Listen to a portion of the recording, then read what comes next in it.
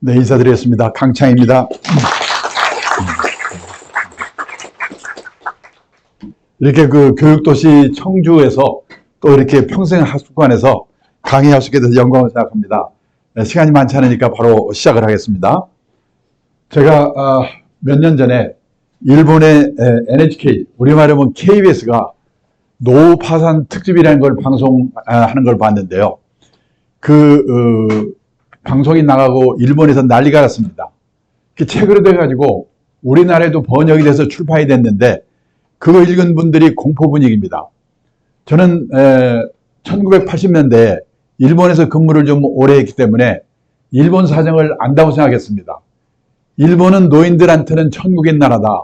왜냐하면 일본의 노인분들은 고성장기에 직장을 했기 때문에 60살까지 잘릴 염려가 없습니다.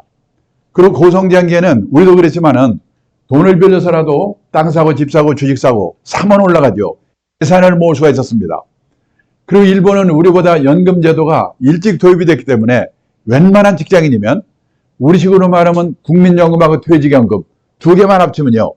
선생님이나 공무원이 아니더라도 보통의 직장인들도 우리 돈으로 월 200만 원 이상은 다 받거든요. 근데 그 일본에서요. 65세 이상 노인 중에서 혼자 사는 노인, 사별하거나 이혼하고 자식들도 안 사는 독거 노인이 그 당시에는 630만 명이었는데요. 그중에 200만 명 정도가 노후 파산으로 비참한 삶을 살고 있다는 겁니다. 깜짝 놀랐습니다. 왜 그런가? 퇴직연금 제도가 있는 회사에 다닌 사람은 괜찮은데 자영업을 한 분들, 농업 종사자, 중소기업에서 퇴직연금 제도 없는 회사 다닌 사람들, 그런 사람들은 있는 게 우리식으로 말하면 기초연금 하나밖에 없죠. 근데 일본은 기초연금 금액이 우리보다는 많은데 1인당 최고 금액이 우리 돈으로 계산해서 65만 원 정도밖에 안 됩니다. 부부가 같이 있을 때는 둘이 합치면 130만 원, 일도 좀 하고 그러면 사는데요. 사별하거나 이혼하고 나면 65만 원밖에 안 되니까 어떤 사람은 한 달 식비를 우리 돈으로 10만 원으로 해결한대요. 편의점에 가서 삼각 김밥 하나 사 먹고 끝내는 거예요. 선진국인데. 그러다가 60이나 70 돼가지고 몸이 아프기 시작하면 노후 파산이 되는데 그런 사람이 200만 명이라는 거예요. 그러면요. 일본 사람들은 집은 다 있을 텐데 집 하나 사면 될 거 아니냐. 참고로 일본의 주택보급률이 3년 전에 113.5%, 내년에 되면요 120%가 된대요. 가구 수는 100인데 집은 120개 있는 거예요. 그러니까 근데 그 집이 노후에 믿을 수가 없는 겁니다. 제 친구가 동경 수도권에 살고 있는데 28평짜리 아파트에 살고 있습니다. 그 사람들은 집을 크게 살지 않지요. 그 아파트를 1984년도에 우리 돈으로 계산해서 1억 2천만 원에 샀습니다. 그 쫙 올라가지고 일본 집값이 제일 비쌀 때가 언제냐면 1991년 3억 6천만 원까지 올랐습니다. 지금 거기 살고 있거든요. 우리 돈으로 3천만 원, 4천만 원에도 안 팔린대요. 팔아봤자 1년 생활비 안 되는 거예요. 그 일본 사람들은 예금을 많이 하기 때문에 예금에 든 돈을 헐어서 쓰는데 문제는 옛날처럼 60이나 70에 세상을 떠나버리면 상관없는데 100살까지 사니까 예금이 바닥이 나고 몸이 아프기 시작하면 노후 파산이 되는데 그런 사람이 당시에 200만 명이라는 겁니다. 지금 우리나라는요. 아직은 고령화의 초입 단계이기 때문에 이 문제를 심각하게 얘기 안 하지만 우리도 10년, 20년 지나서 지금 일본 수준으로 초고령 사회가 되면 우리나라의 이 노후 파산 문제는 얼마나 심각하겠는가. 근데요. 일본 사람들은 집값이 떨어지더라도 가계 부채가 별로 없기 때문에 주택빈곤, 하우스 푸어가 될 염려는 별로 없어요. 여기 일본의 각 가정에서 갖고 있는 저주택분지 부채 비율 연령대별로 평균 그래프인데요. 제일 높을 때는 30대, 20대 179%. 그때는 그 사람들도 빚밖에 없거든요. 왜냐하면 그 사람들은 30년, 40년 월부로 집을 사기 때문에 집 사고 나면 빚밖에 없어요. 근데 그거를 현역 시절에 계속 갚아가지고 퇴직할 때가 되면 빚이 5%밖에 안 남아요. 거의 없어요. 살다 가면 되는 거야. 제 친구도요. 집값이 3천만 원, 우리 돈으로 4천만 원 팔릴까 말까인데 아무렇지도 않아요. 우리 애들은 집 있고 나는 빚도 없는데 살다 죽으면 되는 거지. 근데요. 우리나라는 지금 가계부채가 많이 많잖아요. 우리도 제일 높을 때가 30대, 131% 비율이. 근데 보다시피 거의 줄질 않아요. 퇴직할 때가 돼도 빚이 83% 그냥 있습니다. 우리는 왜 그럴까요? 15평에서 20평, 20평에서 30평, 30평에서 40평. 그때마다 은행에서 3년, 4년 기간으로 돈 빌려 집을 사니까 퇴직을 할 때가 돼도 빚이 그냥 있는 거예요. 만약 10년 후, 20년 후 우리나라에서 일본과 같은 집값의 하락 현상이 나타난다면 우리나라의 주택빈곤, 하우스푸어가 얼마나 많아지겠는가. 자, 근데 문제는 살기는 또 더럽게 오래 사네. 일본은 평균 수명이요, 남자가 81세, 여자가 87세. 우리나라는 남자가 80세, 여자가 86세. 일본하고 1년 차이예요. 근데 얼마 전에 신문 보셨는지 모르겠는데요. 몇 년이 지나면 우리가 일본을 제끼고 세계에서 최장수국이 된대요. 놀라가지고 왜 그런가 봤더니 건강보험이 우리나라처럼 보급이 잘 된 나라가 없다는군요. 이번 코로나로 우리 건강보험 얼마나 좋은지 알게 됐잖아요. 얼마 전부터요, 미국, 캐나다 이민 갔던 노인들 중에 돌아오는 분이 많은데 왜 돌아왔냐고 물어보면 건강보험 때문에 돌아왔던 분이 많아요. 캐나다는 거의 다 무료에 가까운데 문제는 순서가 안 와. 백도 못 써. 그래서 캐나다에서는 농담으로 기다리다 죽는다고 그러잖아요. 미국에서는요, 오바마 대통령이 우리나라처럼 모든 국민에게 건강보험제도 실시하려다가 못하고 말았잖아요. 재미교포 중에는 건강보험 가입하는 분도 많대요. 그런 사람들은 맹장 수술 하나인데도 3천만 원, 4천만 원. 미국에서는 돈이 없어서 죽는데요. 근데 우리는요, 제가 얼마 전에 통풍해 가지고 병원에 갔더니 진료비가 1,500원. 약값 5일간 처방전마저 약방 갔더니 약값이 1,000원. 왜 이렇게 싸요? 그랬더니 65세 이상은 다르게 싸대 그냥. 그 덕으로 세계에서 제일 오래 산대요. 좋은 건지 나쁜지 잘 모르겠는데. 근데 문제는요, 오래 사는 건 좋은데 혼자 오래 살아야 되는 노후가 기다리고 있는 거예요. 특히 사모님들 잘 생각해 보세요. 노후에 혼자 살게 되는 이유가 3가지가 있습니다. 첫째, 사별. 둘째, 생애 미혼. 결혼 안 하고 나인 분들. 앞으로 많이 생길 거예요. 4번째, 황혼이혼. 그런데요, 이 사별부터 보겠습니다. 2020년 말 현재요, 우리나라 50세 이상 남성 중에서 부인이 먼저 떠나고 혼자 된 분이 45만 2천 명이래요. 근데요, 이 여성분들은 남편 먼저 떠나고 혼자 된 분이 269만 6천 명. 혼자 사는 노인의 남자의 여성이 6배, 6배. 지금요, 70세 이상 혼자 사는 노인 중에 78%가 여성이거든요. 앞으로 혼자 사는 노후는 여성분들의 문제라고 할 수가 있어요. 남자들은 부인 먼저 떠난 뒤에 혼자 남아서 9년에서 10년쯤 살다 세상 사는데 여자분들은 15년에서 16년 징그럽게 혼자 남아 살아야 돼요. 이게 싫으면 어떻게 하면 될까요? 연하의 남자와 결혼하면 됩니다. 그래서 작년에 결혼한 백상 중에서 초혼인 경우에는 16쌍이 연하의 남자와 결혼했다는 거예요. 요즘 젊은 여성들은 다 통과 있는 거죠. 몇 년 전인가 축구선수 기성용, 한혜진 결혼한 거 보셨죠? 8년 연합니다. 그렇게 하셨어야 돼요. 여기도 미혼 여성 계신 것 같은데 남편 여기서 고른 게 아니에요. 청주고등학교나 청주상고에 가서 골라야 돼요. 그래야지 혼자 사는 기간을 줄일 수가 있어요.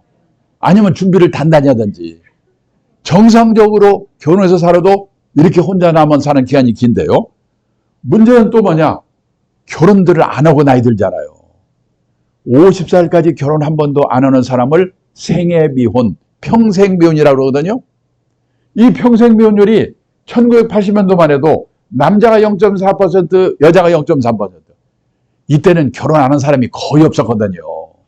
근데 2020년에는 남자가 16.8%, 여자가 7.6%로 늘었어요.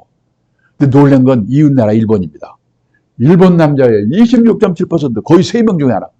여자의 17.5%가 50살까지 결혼을 한 번도 안 한 사람이래요. 근데 뭐가 좋은 거라고 지금 우리가 일본을 열심히 따라가고 있거든요.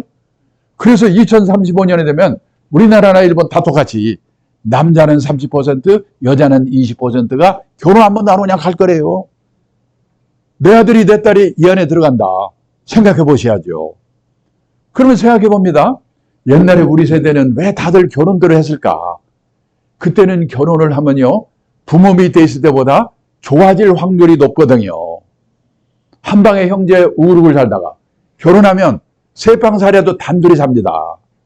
이불도 새 거고. 그런데 요즘 젊은 애들이 결혼해가지고 부모 밑에 있을 때보다 좋아질 확률이 거의 없거든요. 아니 부잣집 도련님 하다가 가난한 집에 가장으로 가라면 가고 싶겠어요? 나중에 후회하지 마시고 이놈들이 고등학교만 졸업하면 그냥 무조건 내쫓아가지고 불편하게 만들어야 돼요. 안 나가려면 돈을 받든지. 뭔가 특단의 조치가 없는 한 이 생애미혼, 평생미혼을 늘어나는 것을 막을 수가 없게 돼 있어요. 그 다음에 뭐 또 문제가 뭐냐. 이혼인데요. 1970년대만 해도 연평균 이혼 건수가 15,000건 정도였는데요. 2020년에는 10만 7천 건. 엄청나게 늘었어요. 옛날에 우리 어머니 세대들은요. 결혼해서 실망을 하면 팔자라고 생각하고 희망을 버렸는데 요즘 여성들은 결혼해서 실망을 하면 남편을 버린답니다.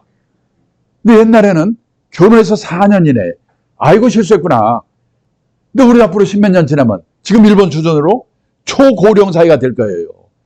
그때 가면 우리나라도 혼자 사는 노인의 숫자가 얼마나 많아지겠는가. 그래서요. 가족은 해체가 되고 노인동거 시골 가보세요. 마을 안에 노인네들 모여 살잖아요. 그리고 여기서 만난 사람, 취미가 같은 사람이 오히려 가족보다도 더 가까워지는 새로운 유연사회가 형성이 되고 있다는 거예요. 이거는 좋고 나쁘게 문제가 아니라 세상이 이렇게 바뀌고 있는데 나는, 내 남편은 앞으로 어떻게 할 건가 생각해 보셔야 돼요. 이렇게 같이 가끔씩 오셔서 공부도 같이 하고 식사도 같이 하고 이런 분들이요. 나중에 나이 들면 1년에 한두 번 만날지 말지 모르는 자기 새끼보다도 훨씬 더 소중할지 모르니까 피차 까칠하게 대하지 말고 친하게 지내세요. 지금 우리나라는요. 인구가 5,180만 명, 가구 수가 2,100만 가구인데 그중에서 젊은 사람 혼자 사는 1인 가구, 독거노인 1인 가구, 우리나라도 지금 1인 가구 비율이 가구 원수로 볼 때 제일 높아요. 얼마 전까지만 해도 2인 가구, 3인 가구였는데 이제 드디어 우리나라도 1인 가구 비율이 제일 높아요. 근데 유럽 가면 훨씬 높거든요. 스웨덴은 전국 평균 57%, 스톡홀름은 60%, 온천지가 그냥 혼자 사는 거예요. 그러면 스웨덴은 우리보다도 우울하고 불행한 나라일 것 같죠? 근데 스웨덴이 세계에서 7번째로 행복한 나라래요. 왜냐? 혼자 살더라도 이 연금이 발달돼 있어가지고 죽을 때까지 먹고 살 걱정이 없는 거예요. 또 혼자 살더라도 지역사회, 이런 새로운 유연사회에서 외롭지 않게 행복을 찾는 방법을 미리미리 준비했기 때문에 문제는 우리도 이렇게 가고 있는데 나는 앞으로 어떻게 할 건가. 제가요 10몇 년 전에 일본에 책방에 가니까 이런 책들이 쫙 깔려 있는 겁니다. 혼자 사는 노후에 대해서 쓴 책이에요. 그때만 해도 참 별로면 책도 다 있네. 사온 거거든요. 근데 이게 일본 얘기가 아니에요. 제가 얼마 전에 책을 한 권 썼는데 이 책이 잘 팔리는가. 서울의 영풍문고로 갔는데요. 한쪽에 화제의 책이라는 코너가 있는데 거기에 혼자 사는 삶에 대한 책이 20권이 쫙 있더라니까. 우리나라도 깜짝 놀랐어요. 보세요. 혼자 사는 노후 어떻게 대비할 건가? 혼자 사는 노후 두렵지 않다. 혼자 사는 노후 즐겁게 사는 방법. 남자분들은 마지막 책 잘 보세요. 여자의 활로 남자의 말로. 남자분들은 다른 것보다도 사모님한테 잘하셔야 돼요. 부부가 같이 살다가 나이가 들어가지고 남편은 혹시 부인이 먼저 돌아가시면 갑자기 심이 약해진답니다. 그래서 3년 이내에 돌아가실 확률이 높대요. 부인이 돌아가셨는데도 10년 이상 사는 남자는 아주 독한 남자래요. 근데 반대로 여자들은 같이 살다가 남편이 먼저 돌아가시면 의리상 한 달 슬프답니다. 그리고 그 다음부터는 오히려 귀찮은 존재가 없어져가지고 15년 이상 산다. 앞에서 보셨죠? 이런 책이 지금 일본에서 70만 부, 100만 부씩 팔리고 있고 우리가 뒤따라가고 있어요. 왜 그럴까요? 혼자 또 오래 살아야 되니까. 자, 그래서 준비를 해야 되는데 요즘 우리나라가 이게 얼마 전까지만 해도 흥청흥청하던 고성장 시대를 지내서 저성장 결핍의 시대가 오고 있다. 생각해 보셔야 돼요. 자, 보세요. 이 1970년대, 80년대, 90년대 초까지만 해도 매년 10%대 두 자릿수 경제 성장을 했습니다. 그때는요, 작년보다 금년이 좋아지고, 금년보다 내년이 좋아지고, 이런 세월을 우리가 30년 넘게 살았기 때문에 아직도 우리 머릿속에는 고성장 마인드, 고성장 체질이 몸에 딱 박혀 있는 거예요. 근데 몇 년 전부터 4%, 3%, 2% 작년에 마이너스 성장했죠? 금년에 3%인데 지금 2%가 될까 말까예요. 내년에도 1%대, 내후년에도 1%대. 이렇게 된대요. 큰일 났어요. 저성장 결핍의 시대가 오고 있다. 그러면요, 경제 성장률은 어떻게 결정이 되는가? 노동인구가 늘어나야 돼요. 애를 많이 낳아야 돼요. 그리고 일을 열심히 생산성이 높아져야 돼요. 근데 이 노동인구 하나만 가지고 보면요, 여기 보세요. 1955년에서 60년. 이때가 6.25 이후에 핵심 베이비붐 세대예요. 이때 전국의 전기 보급률이 20%가 안 됐거든요. 그때 청주도 시내백급 배우는 다 호롱불이었어요. 우리 고향에 전기 들어온 게 1975년이에요. 이때는요, 전기도 안 들어오지? 저녁에 우리 부모들이 마땅히 리크레이션도 없어서 그러겠지만은 어떻게 둘이 만나서 6.3명을 낳습니까? 1위가밖에 없으니까. 무지막지하게 난 거예요, 그냥. 이 사람들이 노동 현장에 투입되면서 소비의 주체가 되면서 우리나라가 폭발적인 성장을 한 거거든요. 근데 작년에 0.81명, 금년에 0.7명대로 떨어진대요. 이때는 100만 명씩 낳는데 지금 20몇만 명. 이거요. 우선요, 여성분들의 이 결혼 연령이, 초혼 연령이 높아졌어요. 그러니까 주요국 중에서 우리나라 초산 연령이 제일 높아요. 그래도 낳기만 노력했는데 젊은 남녀들한테 물어봤어요. 애 낳겠냐고. 그랬더니 남자는 31%, 여자는 45%가 안 낳겠대요. 왜? 앞날이 막막하고 경력 단절되고. 아시는 거 아니에요? 이대로 가면 어떤 문제가 생기냐? 2035년에 되면 우리나라 여성 3명 중에 1명이 65세 이상 할머니 대국이 돼요. 2040년이 되면 인구 4명 중 1명이 75세 이상 초고령자가 되는 거예요. 이게 문제예요. 그런데 인구의 고령화는 우리만이 아니고 일본도 유럽도 다 똑같은데, 문제는 우리나라가 이 속도가, 우리는 뭐든지 화끈 초과자생이잖아요. 빛의 속도로 빨리 가고 있는 게 문제예요. 많이 들으셨겠지만은 고령화의 속도라는 면에서요, 프랑스에서 155년 동안에 진행된 일이 이웃나라 일본에서 35년 동안에 진행이 돼서 4배, 5배 속도로. 그래서 일본 사람들이 적응을 못하고 저 고생을 30년 한 거거든요. 근데 우리나라는 더 화끈해. 일본도 저리 가라. 25년 동안에 진행이 됩니다. 프랑스 같은 나라는 155년 동안에 서서히 적응해 가면 돼요. 우리는 25년 동안에 총알같이 적응하지 않으면 살아날 수가 있다는 거예요. 그래서요, 엊그저께까지 상식으로 생각했던 주택에 관한 생각, 일에 관한 생각, 애들 교육에 관한 생각, 애들 결혼에 관한 생각, 내 노후에 관한 생각, 이 생각들을 180도 빨리빨리 바꿔야 돼요. 예를 들어서요, 조상님들 산소수는 장묘 문화 한번 생각해 보겠습니다. 제가 1988년 서울 올림픽 하던 해에 일본 동경에서 근무를 하다가 아버지가 돌아가셔서요, 벼락같이 와가지고 산소 자료를 구하는데요, 없어요. 서울의 벽제를 갔더니요, 북향에 절벽 같은 데밖에 없어요. 어떻게 아는 분을 속에서 천안에 모셨는데요, 그때 우리나라의 화장률이 15%였습니다. 근데 일본은 100% 화장했거든요. 저는 그때 무슨 걱정을 했냐면, 이러다가 우리나라는 삼천리 강산이 무덤으로 덮이겠구나. 근데 그로부터 10년 후 1998년에 SK그룹의 최정현 회장이 돌아가시면서 화장을 했어요. 이번은 화장 캠페인을 한 분이거든요. 영향을 줬나? 화장률이 20%가 됐어요. 재작년인가요? LG그룹의 구본회장 돌아가시면서 수목장을 했어요.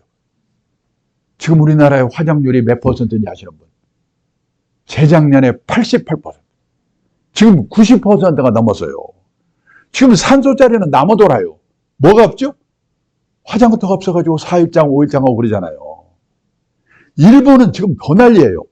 왜냐하면 수명이 늘어날 때는요, 별로 사람이 죽음이 없어요. 근데 어느 한계에 도달하면 갑자기 많이 돌아가시는 거예요. 그래서 일본을 뭐라고 하냐?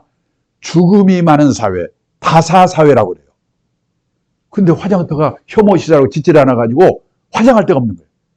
그래서요, 시신을 집에 놓을 수도 없고 병원에 갖고 나가라고 그러고. 어떡합니까? 지금 일본에서 유행하게 생각하는 게 시신 보관 호텔이 유행이래요. 이런 식으로 세상이 바뀌는 거예요. 그래서 다시 말하지만은 엊그저께까지 상식으로 생각했던 주택에 관한 생각, 직업에 관한 생각, 애들 교육에 관한 생각, 애들 결혼에 관한 생각, 내 노후에 관한 생각, 이걸 180도 빨리빨리 바꿔야 되는데, 그 중에도 오늘의 주제, 가정경제 측면에서 빨리 바꿔야 될 게 뭐냐면 절약이거든요. 제가 어디 가서 절약을 얘기하면 많은 분들이 김새는 표정입니다. 오늘 바빠 죽겠는데 지금 설거지도 아직 안 했는데 말이야. 재테크 강좌를 하니까 혹시 뭐 종목이나 하나 기발한 거 찍어줄까 하고 왔더니, 아니 겨우 한다는 말이 절약하라고? 여보세요. 그거 내 유치원 때부터 들은 얘기야. 아마 그러실 거예요. 그런데 우리가 다시 말씀드렸는데, 지난 30년 동안 세계 역사 없는 고성장 시대, 아주 특별한 시대를 우리가 살아왔기 때문에 우리는 의식하지 못하고 우리는 아낀다고 생각하는데, 미국, 일본 선진국 사람들이 우리를 보면은 너무나 낭비 요인, 거품 요인이 많다는 거예요. 필요 없는 자동차. 재미교포가요, 성공해가지고 서울에 사장 발령 받아와서 몇 달을 사더니 뭐라고 하냐면, 서울에 와서 몇 개월을 살아보니까 서울처럼 대중교통이 발달된 도시가 세계에서 몇 개 없다 이겁니다. 근데 1km 가면서 자동차 끌고 가더라 이거죠. 그 사람들 눈에는 참 이상한 거예요. 필요 없는 자동차, 교육비, 결혼비용, 경조사, 이거 앞으로 작심하고 아끼지 않고는 노후 준비가 안 되게 돼 있거든요.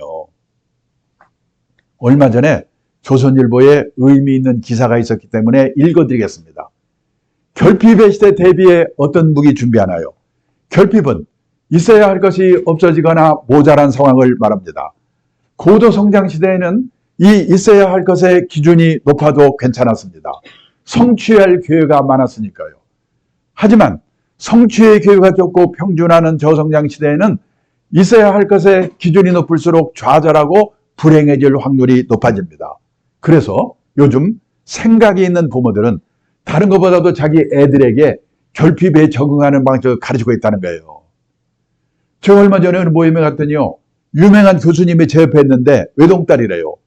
그해 봄에 대학을 졸업했는데 그때까지 취업을 못했답니다. 괜찮은 대학 나왔고 유명한 교수가 한 번만 부탁하면 안 될 것도 없는데 안 한대요. 재수해서라도 네 힘으로 들어가라. 결핍에 적응하는 방식을 가르치기 위해서. 자기 딸이 용돈이 궁한 것 같은데, 자기 돈이 있거든요. 주고 싶은 마음이 꿀떡 같은데 참고 참는데요. 결핍에 적응하는 방식을 가르치기 위해서. 우리가 그걸 안 해가지고 우리 애들이 지금 장난이 아니거든요. 한 달에 10만 원 쓴 사람이 9만 원을 쓰게 되면 10% 절약한 겁니다. 고성장 고금리 시대에는 그까이 거 주식 사서 부동산 사서 10% 수익되면 되는 거지. 다 그런 생각을 했거든요.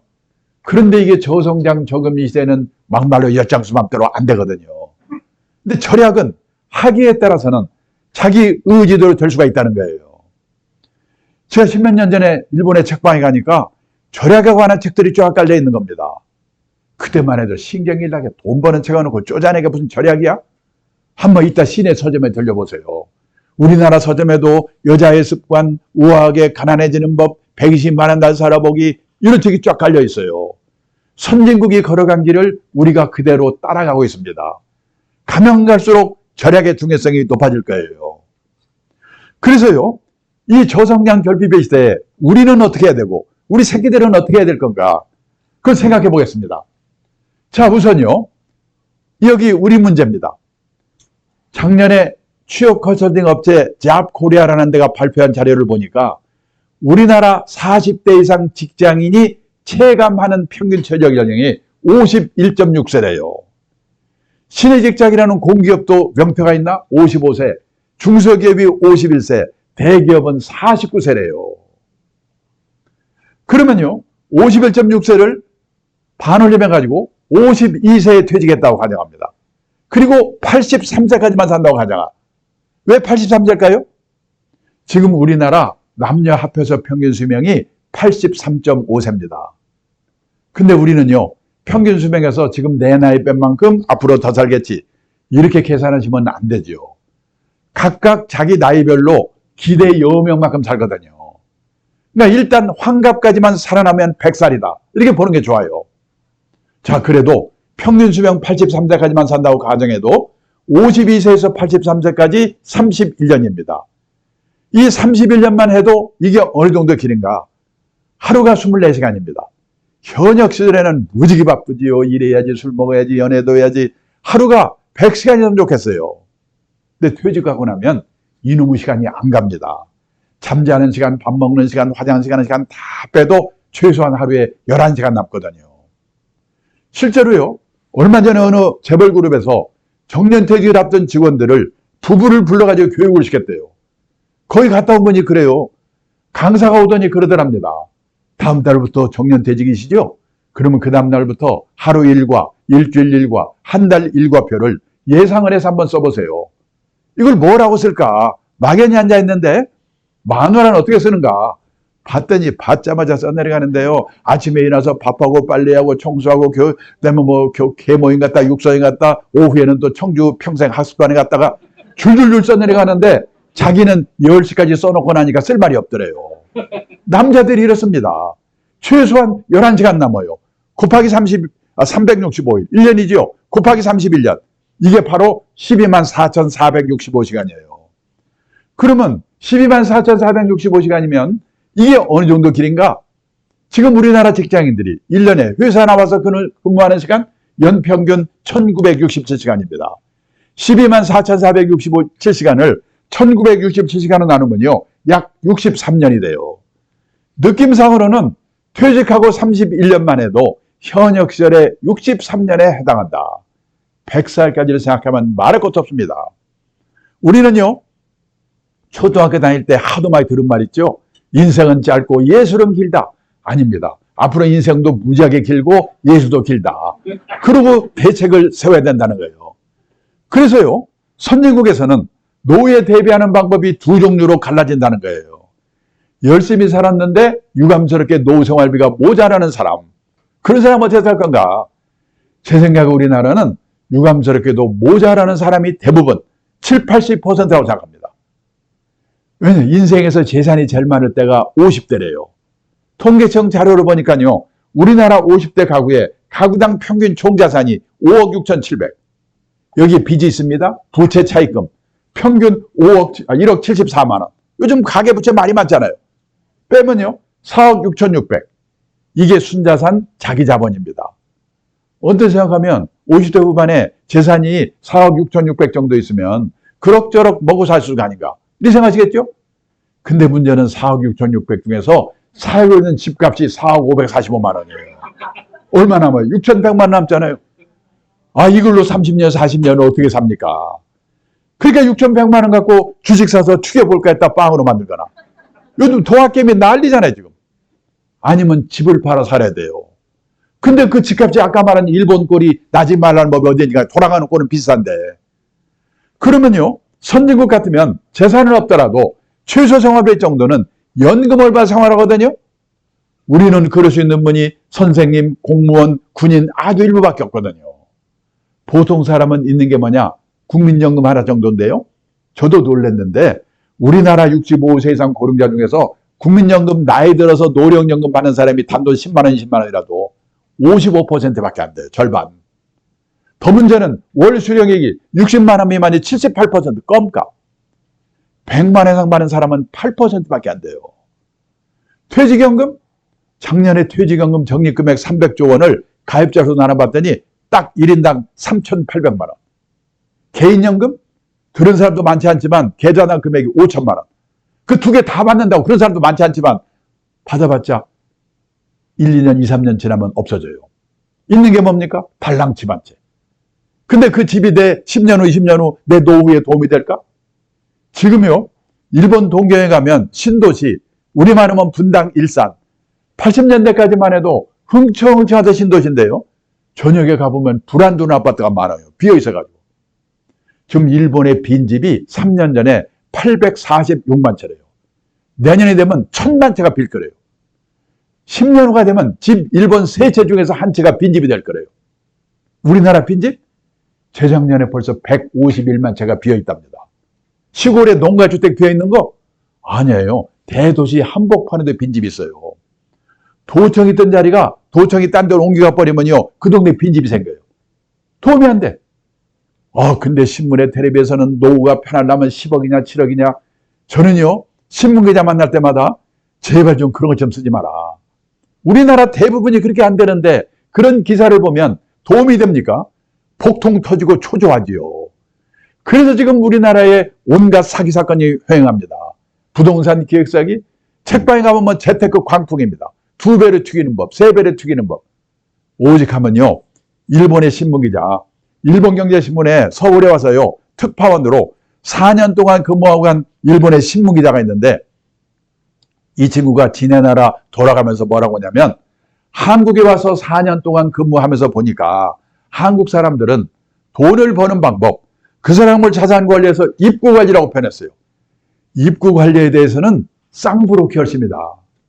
그런데 나이가 60이 돼서 번 돈이 모자란다? 그러면 그 사람은 부자 될 확률이 별로 없죠. 그럼 어떻게 되냐? 맞춰 사는 방법을 배워야 되죠. 또 운 좋게 부자가 됐다? 그러면 아름답게 쓰는 방법. 그 사람을 자산 관리해서 출구 관리라고 표현했어요. 한국 사람들은 입구 관리에 대해서는 무자결심인데 출구 관리에 대해서는 집에서 가르치냐, 학교에서 가르치냐, 사회에서 가르치냐. 공부가 너무나 안 되어 있다. 이 자식 이러고 가는 거예요. 기분이 얼마나 나쁘겠습니까? 근데요, 일본에 1억 2천만 인구 중에 기독교 인구, 교회 다니고 성당 다니는 사람이 100만 명도 안 되거든요. 1%도 안 됩니다. 우리나라요, 개신교, 캐톨릭 합치면 20몇 %, 1000몇백 명의 기독교 인구래요. 제가 아까 여기 둘을 보면 여기 한 2개가 3개가 교회가 있더라고요. 저도 기독교인이니까 비하하려고 그런 게 아닙니다. 근데 여기 2000년 전에 기록된 성경에 보면요, 풍부에 처할 줄도 알고 비천에 처할 줄도 알고 그때그때 주어진 경제 상황에 맞춰 사는 방법을 배워라.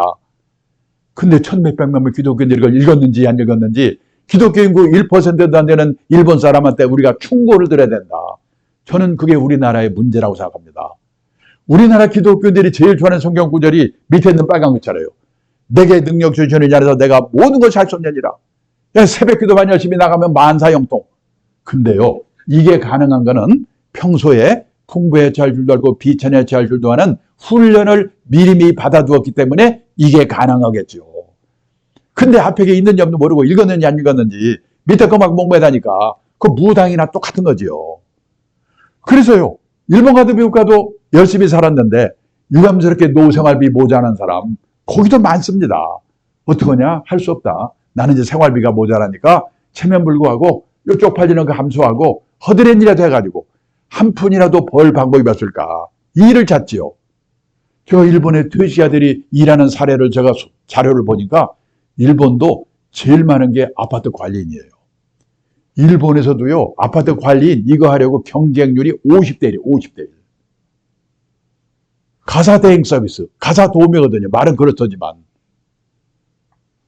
제 친구는 사장인데요. 그 딸이 대학 나온 애인데 40대 중반인데 애 둘을 키우느라고 회사를 퇴직했어요. 근데 애만 키운 게 아니라 틈틈이 시간을 내가지고요, 간호사 자격을 받을 수 있는 전문학교를 다녔대요. 대학 나온 애가 간호사 자격을 따로 받은 거예요. 근데 지금 일본에는요, 우리도 곧 그렇게 될 것 같은데 방문개호라고 해가지고, 개호는 우리말로 말하면 간병, 돌봄 이런 뜻이거든요. 경제력 있는 노인들이 혼자 아니면 둘이 사는 집에 가가지고 주사도 놔주고 건강 체크해주고 간단한 집안일 도와주고 그러는 일의 수요가 폭발적으로 늘고 있어요. 그거에서 돈 벌고 있어요. 사장 때리고 대학 나왔는데. 중요한 거는 이런 일을 하면서도 쪽팔리 하지 않고 이런 일을 하는 사람을 우습게 보지 않고. 근데 그동안에 우리나라는요, 일도 없지만은 하고 싶어도 남의 눈 때문에 어려웠거든요. 근데 요 몇 년 전부터 우리나라도 무섭게 바뀌고 있어요. 제가 얼마 전에 택시를 타고 가는데요, 기사분이 60이 좀 넘은 분인데 외국 회사의 서울 사장을 했대요. 이분이 사장할 때는 기사 딸린 에쿠스 차에다가 부인은 사모님 소리 듣고 폼 잡고 다녔대요. 근데 이분이 대단한 게요, 지사장을 끝내자마자 목표를 세웠는데 나는 3년 이내에 개인 택시 받을 자격을 갖자. 그러려면 영업용 택시를 3년 무사고 운전해야 된답니다. 근데 그분이 1년 8개월이 됐다고 하더라고요. 이런 사람이 늘고 있습니다. 그렇게 살다 보니까 60이 돼서 먹고 살 걱정을 하게 됐다. 유감스럽게도 아직은 우리나라는 그런 분이 20, 30%밖에 안 돼요. 그러면 그 사람들은 퇴직도 했고 먹고 살 걱정도 없으니까 놀고 먹으면 되는가? 아닙니다. 특히 도시에 사는 사람일수록 퇴직하고 소일거리가 없어서 미치거든요. 요즘 서울 시내 인류 호텔에 헬스클럽 한번 가보면은 왕년에 장관, 차관, 사장 했던 사람 다 모여 있어요. 거기서 오전 시간 때우고 오후에 커피숍에서. 얼마 전에 정부 고관에 있던 제 친구가 있는데 저녁 먹다 뭐라고 하냐면요, 자기는 아침에 잠에서 깨면 침대에서 내려오기 전에 오늘은 뭐 할까 그 생각부터 해놓고 그때 내려온대요. 하루 이틀도 아니고 30년 40년 그렇게 살아보세요. 환장합니다. 그래서 선진국에서는 퇴직하고 먹고 살 걱정 없는 사람 뭐 하는가, 취미활동 절반, 봉사활동 절반이면서 약간의 용돈벌이 하는 일, 그런 일들을 다 하고 있다는 거예요. 지금 우리도 그런 세상으로 가고 있거든요. 나는 뭘 가지고 해볼까? 우리가요, 인생을 살아가면서 정년을 3번 맞이한다는 거예요. 첫 번째가 고용정년, 보통 회사 55세. 근데 아직도 몸이 쌩쌩해. 그래서 허드렛 일이라도 자원봉사활동이라도 자기가 정해서 하는 일의 정년이 있습니다. 그리고 마지막으로 하나님이 불러가는 정년, 인생 정년이지요. 고용정년, 일의 정년, 인생 정년, 이 3번의 정년을 어떻게 맞이할 것인가. 이런 준비를 하고 사는 게 재테크보다 훨씬 더 중요하지 않을까. 우리가 노후의 3대 불안이 뭐냐면요, 첫째가 돈입니다. 둘째가 건강, 그리고 셋째가 외로움이에요. 가지고 다 해제되니까. 돈, 건강, 외로움, 이 3대 불안을 해소하는 최선의 방법은 돈이 되는 일이든 사회공헌활동이든 취미활동이든 소일거리가 있어야 된다는 거예요. 그래서 여기까지 결론은요, 가장 확실한 노후 대비는 재테크가 아니고 평생 현역이다. 돈 있으면 있는 대로, 없으면 없는 대로. 제가 오늘 강좌에서 이 말을 끝냈더니요, 한 남자분이 벌떡 일어나더니, 아니 왜 남자들한테만 일하라고 난립니까? 점심때 시내 음식점에 한번 가보세요. 맛있는 거 여자들이 다 먹고 있고, 헬스클럽 한번 가보세요. 땀 뻘뻘 운동하는 여자들인데 왜 남자들한테만, 자기 마누라 자기가 얘기해. 제가 어떻게 하는 거예요? 근데 여성분들 생각해 보셔야 돼요. 긴 후반 인생이 부부가 화목하기 위해서는요, 남편분이 돈이 되든 안 되든 소일거리를 갖도록 도와줘야 되거든요. 아까 외국회사 사장했다는 그분이 마지막에 서글픈 얘기를 하더라고요. 자기가 그런 일 하니까 주위 사람들이 너 참 대단하다, 사장까지 한다면데, 칭송이 자자한데요, 정작 자기 부인, 자기 딸이 동네 창피해가 그런 거다. 자기 인생을 헛살았다고 서글프다고 하더라고요. 가족이 도와주지 않고는 어렵거든요. 또 남자분들은 고생하면서 꼴 보기 싫으면 참아가면서 일하다가 퇴직해서 집에 갔더니 요즘 온갖 조롱거리의 대상이 되고 있잖아요. 삼식이가 또 영식이가 또 그런 말 들으면 뿔따고 나지요. 우울증 걸립니다. 근데 그것도 생각을 하나만 바꾸면 되는 게 뭐냐면, 다들 내 마누라만 싸가지가 없는 것 같거든요. 다른 마누라 안 살봤으니까. 내 마누라만 그런 게 아니라 대한민국 마누라 다 똑같다. 대한민국 마누라만 그런 게 아니라 세계 마누라가 다 똑같다. 그러면 대책을 내가 세워야 돼요. 그 증거를 하나 보여드리겠습니다. 일본의 오가와 유리라고 은퇴 전문가가 있는데 한 달에 한 번씩 에세이 글을 보내오는데요. 얼마 전에 보내온 에세이의 제목이 뭐냐, 일본에서 은퇴 남편 인기 1번.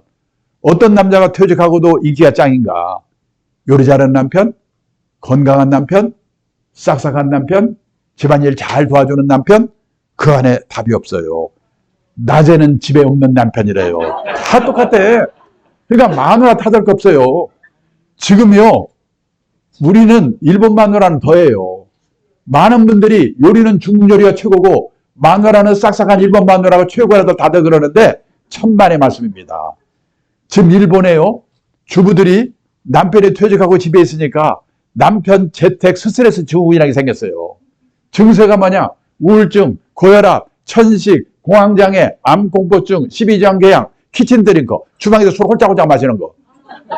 우리나라 주부들은 여기까지는 안 갔잖아요. 그럼 왜 우리나라나 일본의 그 부인들은 남편 퇴직하면 이렇게 스트레스를 받는가? 우리나라나 일본은요, 남편이 현역으로 있는 동안은 남편의 세계와 아내의 세계가 분단된 세계에 살고 있는 거예요. 그러다가 30년에 만나니까 이게 준비가 안 된 거예요, 이게. 미국은요, 커플 문화, 젊을 때부터 꼭 같이 움직이는 거예요. 출장도 허락받아가고, 그 다음에 저녁에 술 먹고 늦게 들어가면 이혼감이야, 그건. 근데 우리나라, 나 일본은 따로 놀다가 갑자기 만나니까 이게 헷갈리는 거예요. 사실은 그래서 젊을 때부터 노후의 부부 화목이 얼마나 중요한가. 노후 파산하는 게 5가지 이 사례가 있습니다. 첫째가 뭐냐면 은퇴 창업해서 실패한 사람이에요. 둘째가 금융 사기 당하는 사람이에요. 셋째가 자식한테 돈 이렇게 막 날아가는 사람이에요. 자녀 리스크. 그 다음에 건강에 해쳐가지고 돈 날아가는 사람이에요. 그리고 또 5번째가 뭐냐면 황혼이혼 리스크래요. 황혼이혼하게 되면 재산이 반으로 잘라지잖아요. 연금도 반으로 잘라지고. 근데 아까 보셨죠?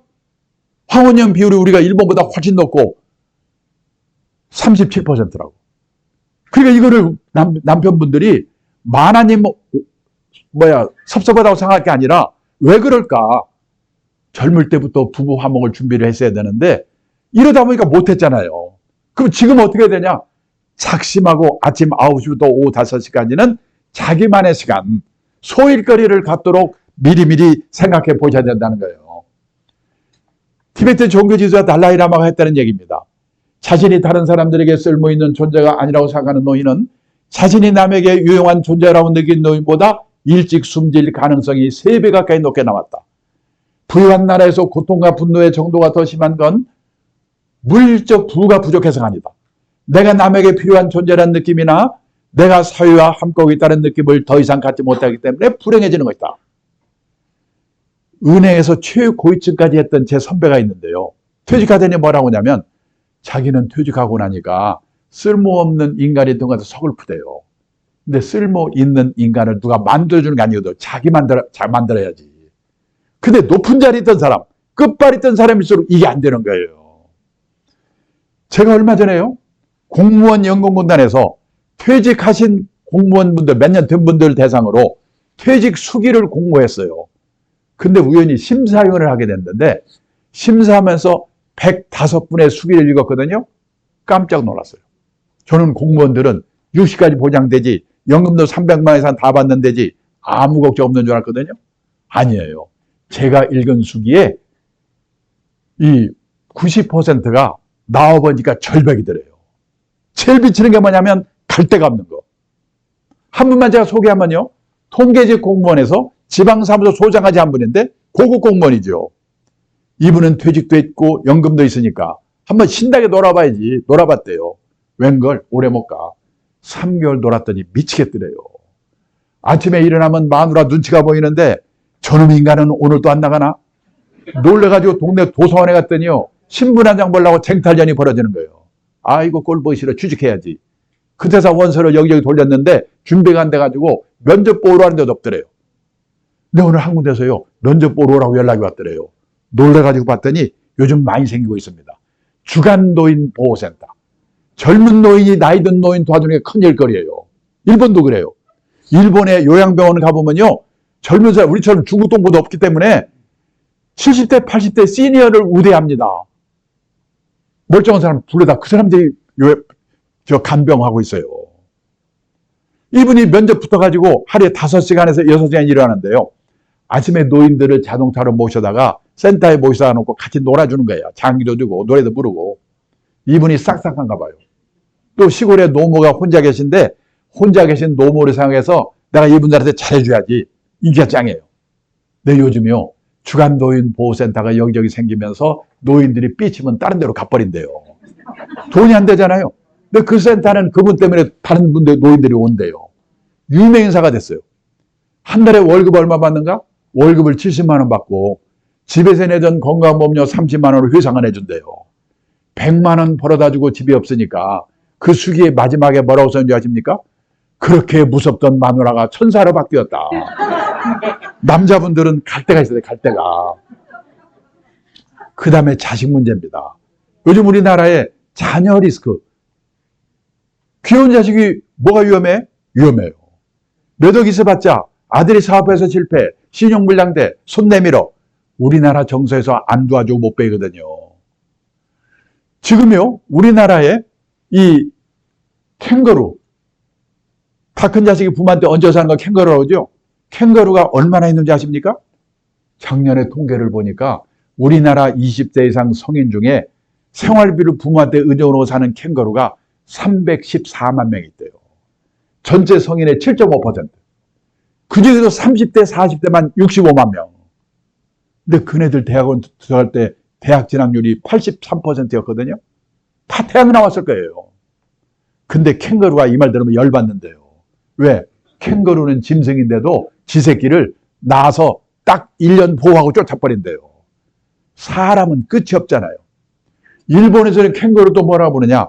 패러사이트 싱글이라고 부르는데 번역하면 기생충적 독식이라는 뜻이래요. 일본의 35세에서 44세까지 10년 인구가요. 1895만 명인데 그중에서 결혼 안 하고 부모한테 얹혀 사는 기생충적 독신이 295만 명이랍니다. 부모가 돌아가시면 어떤 일이 생기냐? 직업 있는 친구는 그나마 괜찮은데 없는 친구들이 더 많거든요. 부모 사망 신고 안 하고 몰래 연금 다 먹거나 아니면 극빈자로 전락한다는 거예요. 영국에서는 키퍼스, 부모의 노후자금을 갉아먹는 자녀들. 그래 여기에 걸려버리면 몇 억 있어봤자 아무 의미가 없다는 거예요. 근데 지금 세계에서요. 소득 대비 우리나라가 돈을 자식한테 제일 많이 퍼붓는 나라거든요. 보세요. 교육비, 결혼비용, 그 다음에 이 과외비 깜짝깜짝 놀래요. 근데 문제는 67세까지 돈을 벌면 상관없는데 50대 초에 주전직장에서 나오잖아요. 재취업해봤자 먼저 받던 직장에 절반 받으면 끝내줘요. 재취업해서 연봉 2천만 원이 무지였거든요. 연말이 되니까 그 지금 신문에 퇴직한 애들 나오는데요. 옛날 제가 같이 일하던 친구들이 1969년생 70년이 전무 상무하다가 나오는 애들이 지금 수두룩해요. 그 연봉 2천만 원 무지 어려워요. 그런데 그때 애들은 대학 등록금 들고 그다음에 결혼비용 들고 그다음에 노부요양비 의료비. 그래서요. 중산층에 탈락하는 거예요. 멀쩡한 젊은 사람, 월급쟁이들이. 자, 더 문제는 뭐냐? 취직이 안 되잖아요. 제가 재작년에 책을 읽었는데 일본 가족 사회학자가 쓴 책인데요. 제목, 젊은이에게 냉혹한 사회. 일본도 우리나라도 취직이 안 되니까 냉혹하지요. 그런데 부모들은 자녀를 과보호하는 부모. 사회가 냉정하면 부모도 냉정하게 키워야 되는데 그게 안 됐잖아요, 지금. 근데 일본은 최근에 취업률이 높아져가지고 대졸 취업률이 96%예요. 우리나라 대학생들이 일본으로 취직하러 간다고 난리잖아요, 지금.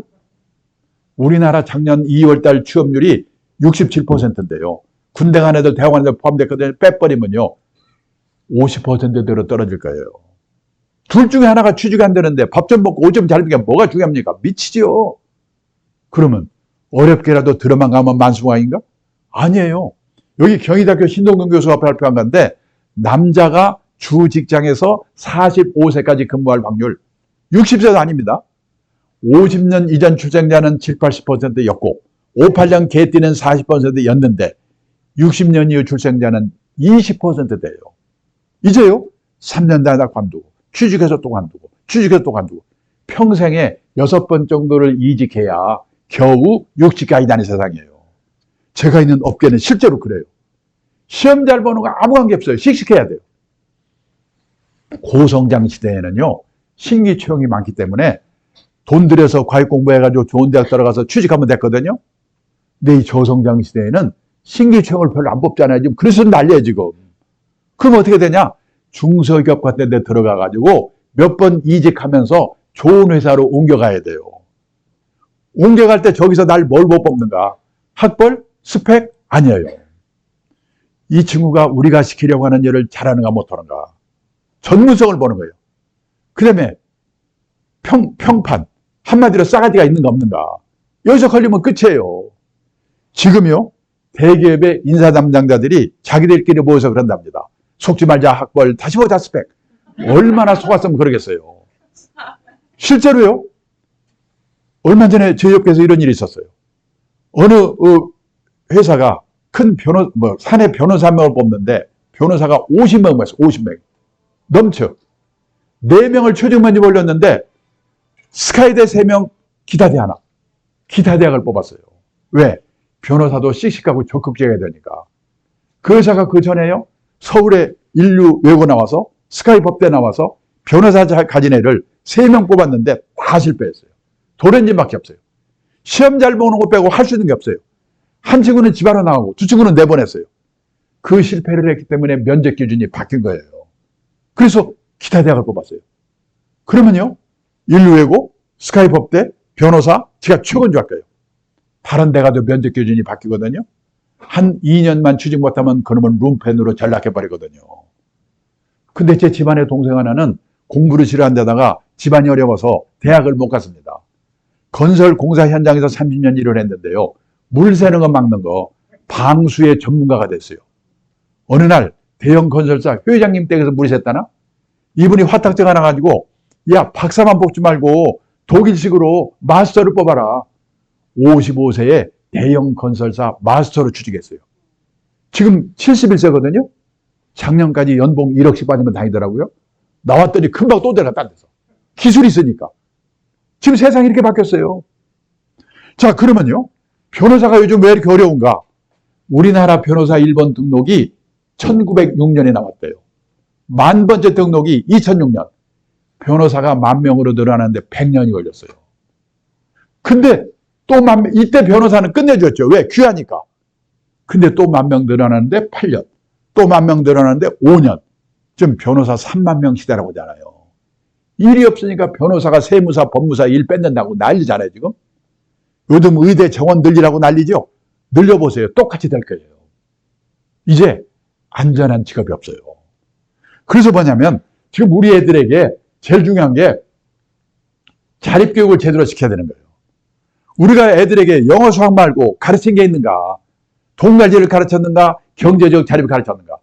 근데 막말로 영어 수학은 못 쳐도 밥 먹고 살거든요. 근데 돈 관리, 경제적 자립 이거 모르면 평생 고생하거든요.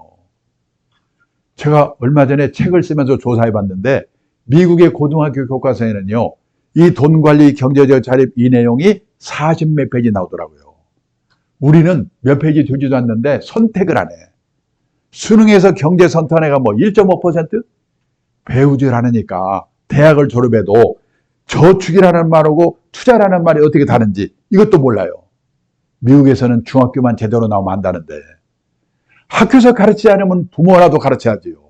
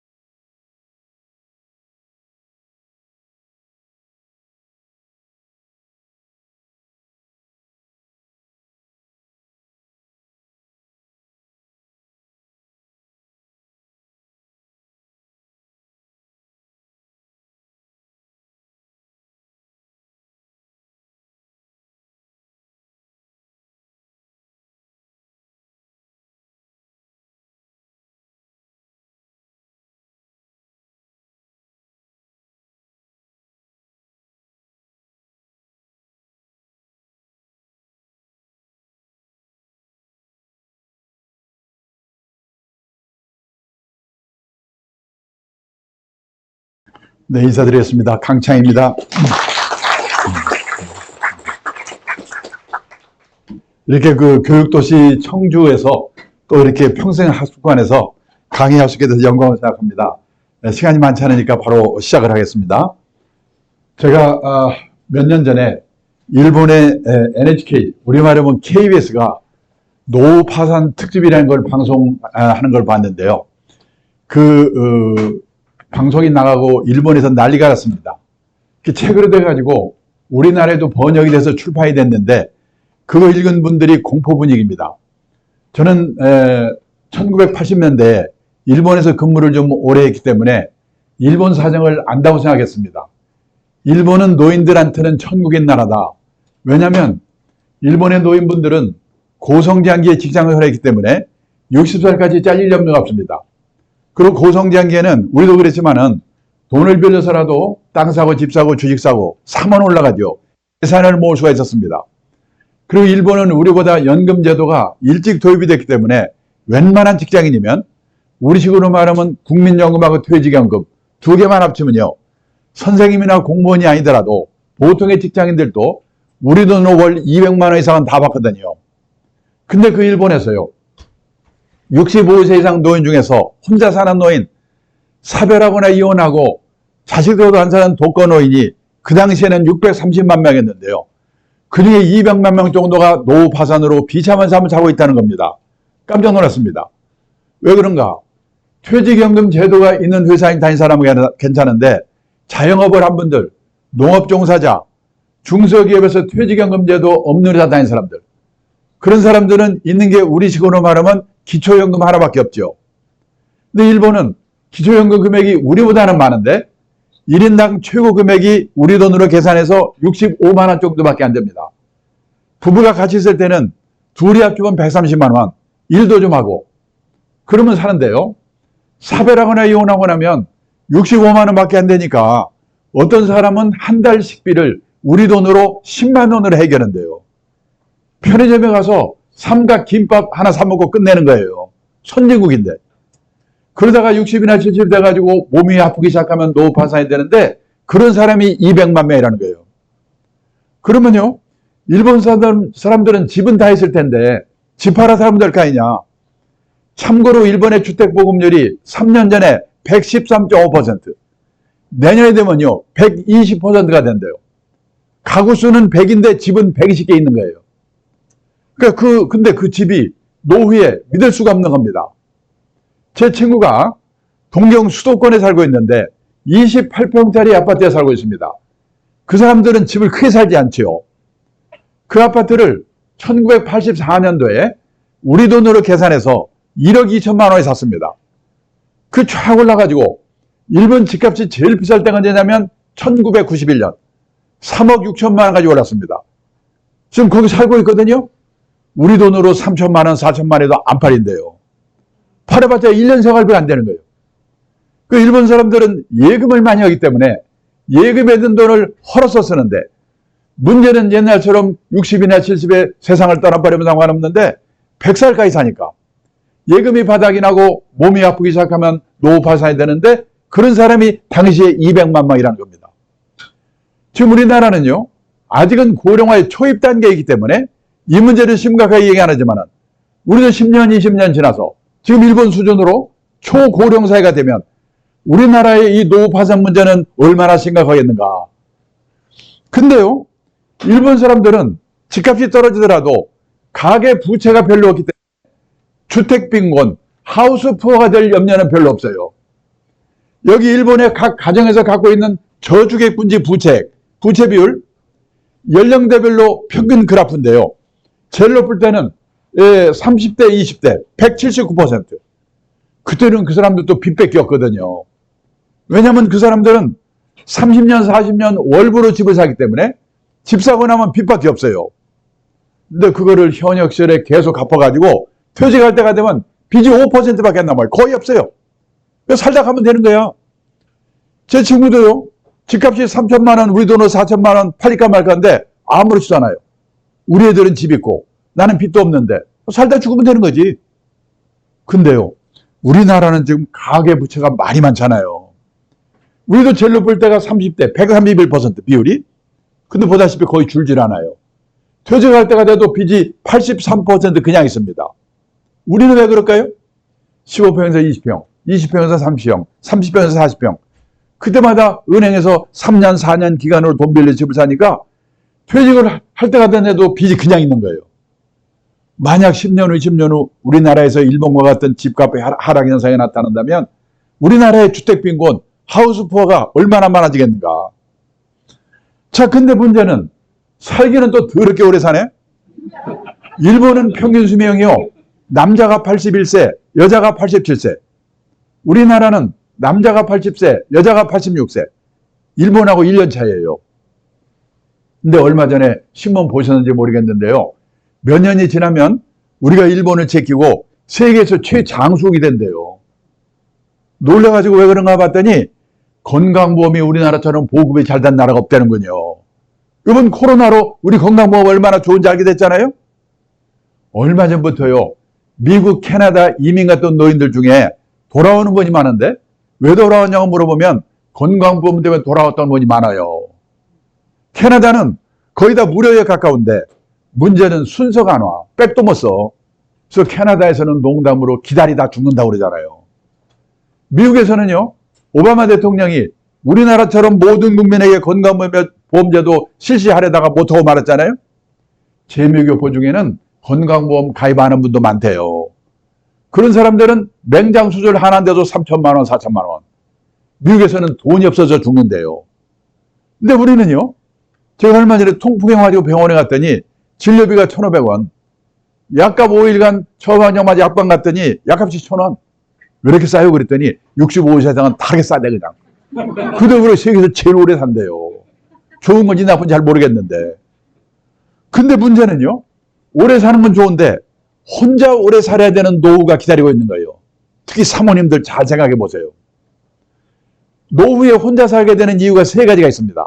첫째, 사별. 둘째, 생애 미혼. 결혼 안 하고 나인 분들. 앞으로 많이 생길 거예요. 네 번째, 황혼이혼. 그런데요, 이 사별부터 보겠습니다.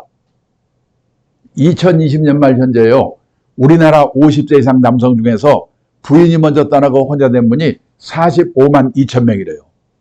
근데요, 이 여성분들은 남편 먼저 떠나고 혼자 된 분이 269만 6천 명.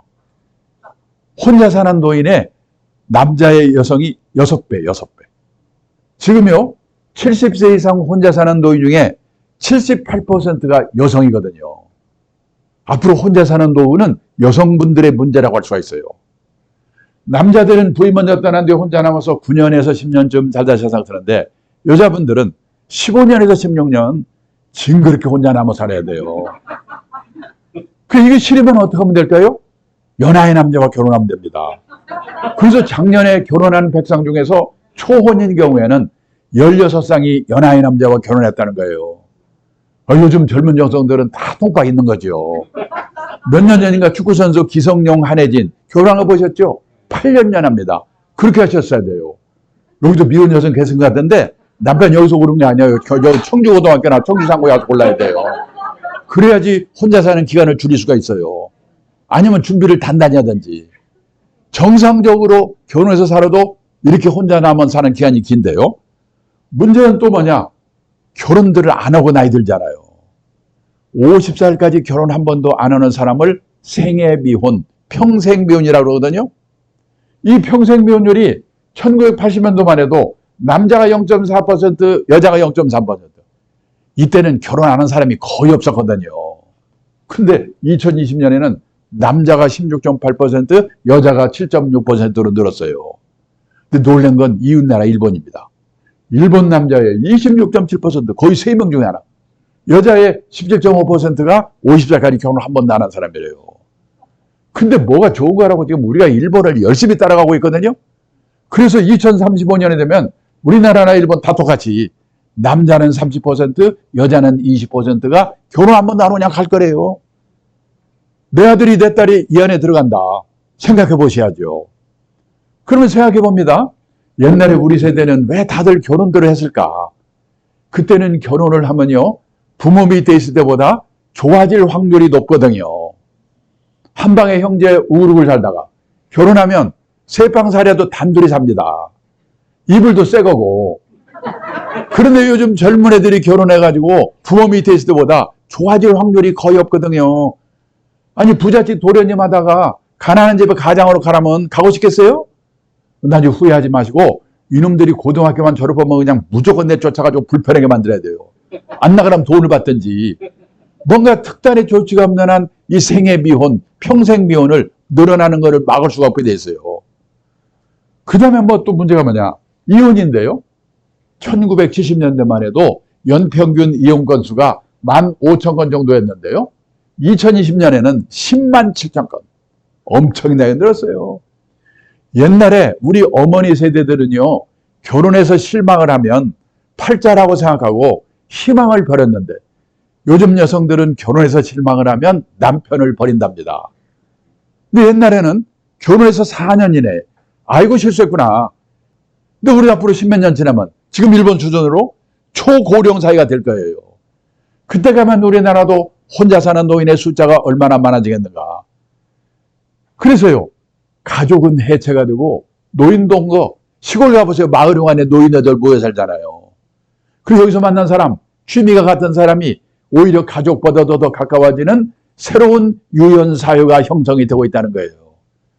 이거는 좋고 나쁘게 문제가 아니라 세상이 이렇게 바뀌고 있는데 나는, 내 남편은 앞으로 어떻게 할 건가 생각해 보셔야 돼요. 이렇게 같이 가끔씩 오셔서 공부도 같이 하고 식사도 같이 하고 이런 분들이요. 나중에 나이 들면 1년에 한두 번 만날지 말지 모르는 자기 새끼보다도 훨씬 더 소중할지 모르니까 피차 까칠하게 대하지 말고 친하게 지내세요. 지금 우리나라는요.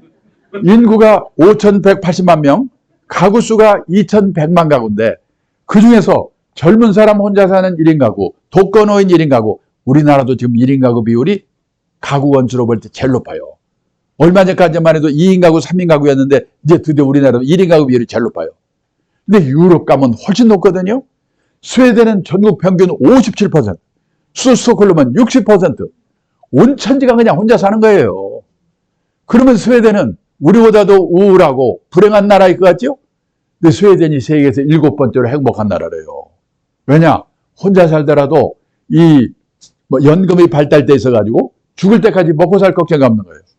또 혼자 살더라도 지역사회, 이런 새로운 유연사회에서 외롭지 않게 행복을 찾는 방법을 미리미리 준비했기 때문에 문제는 우리도 이렇게 가고 있는데 나는 앞으로 어떻게 할 건가.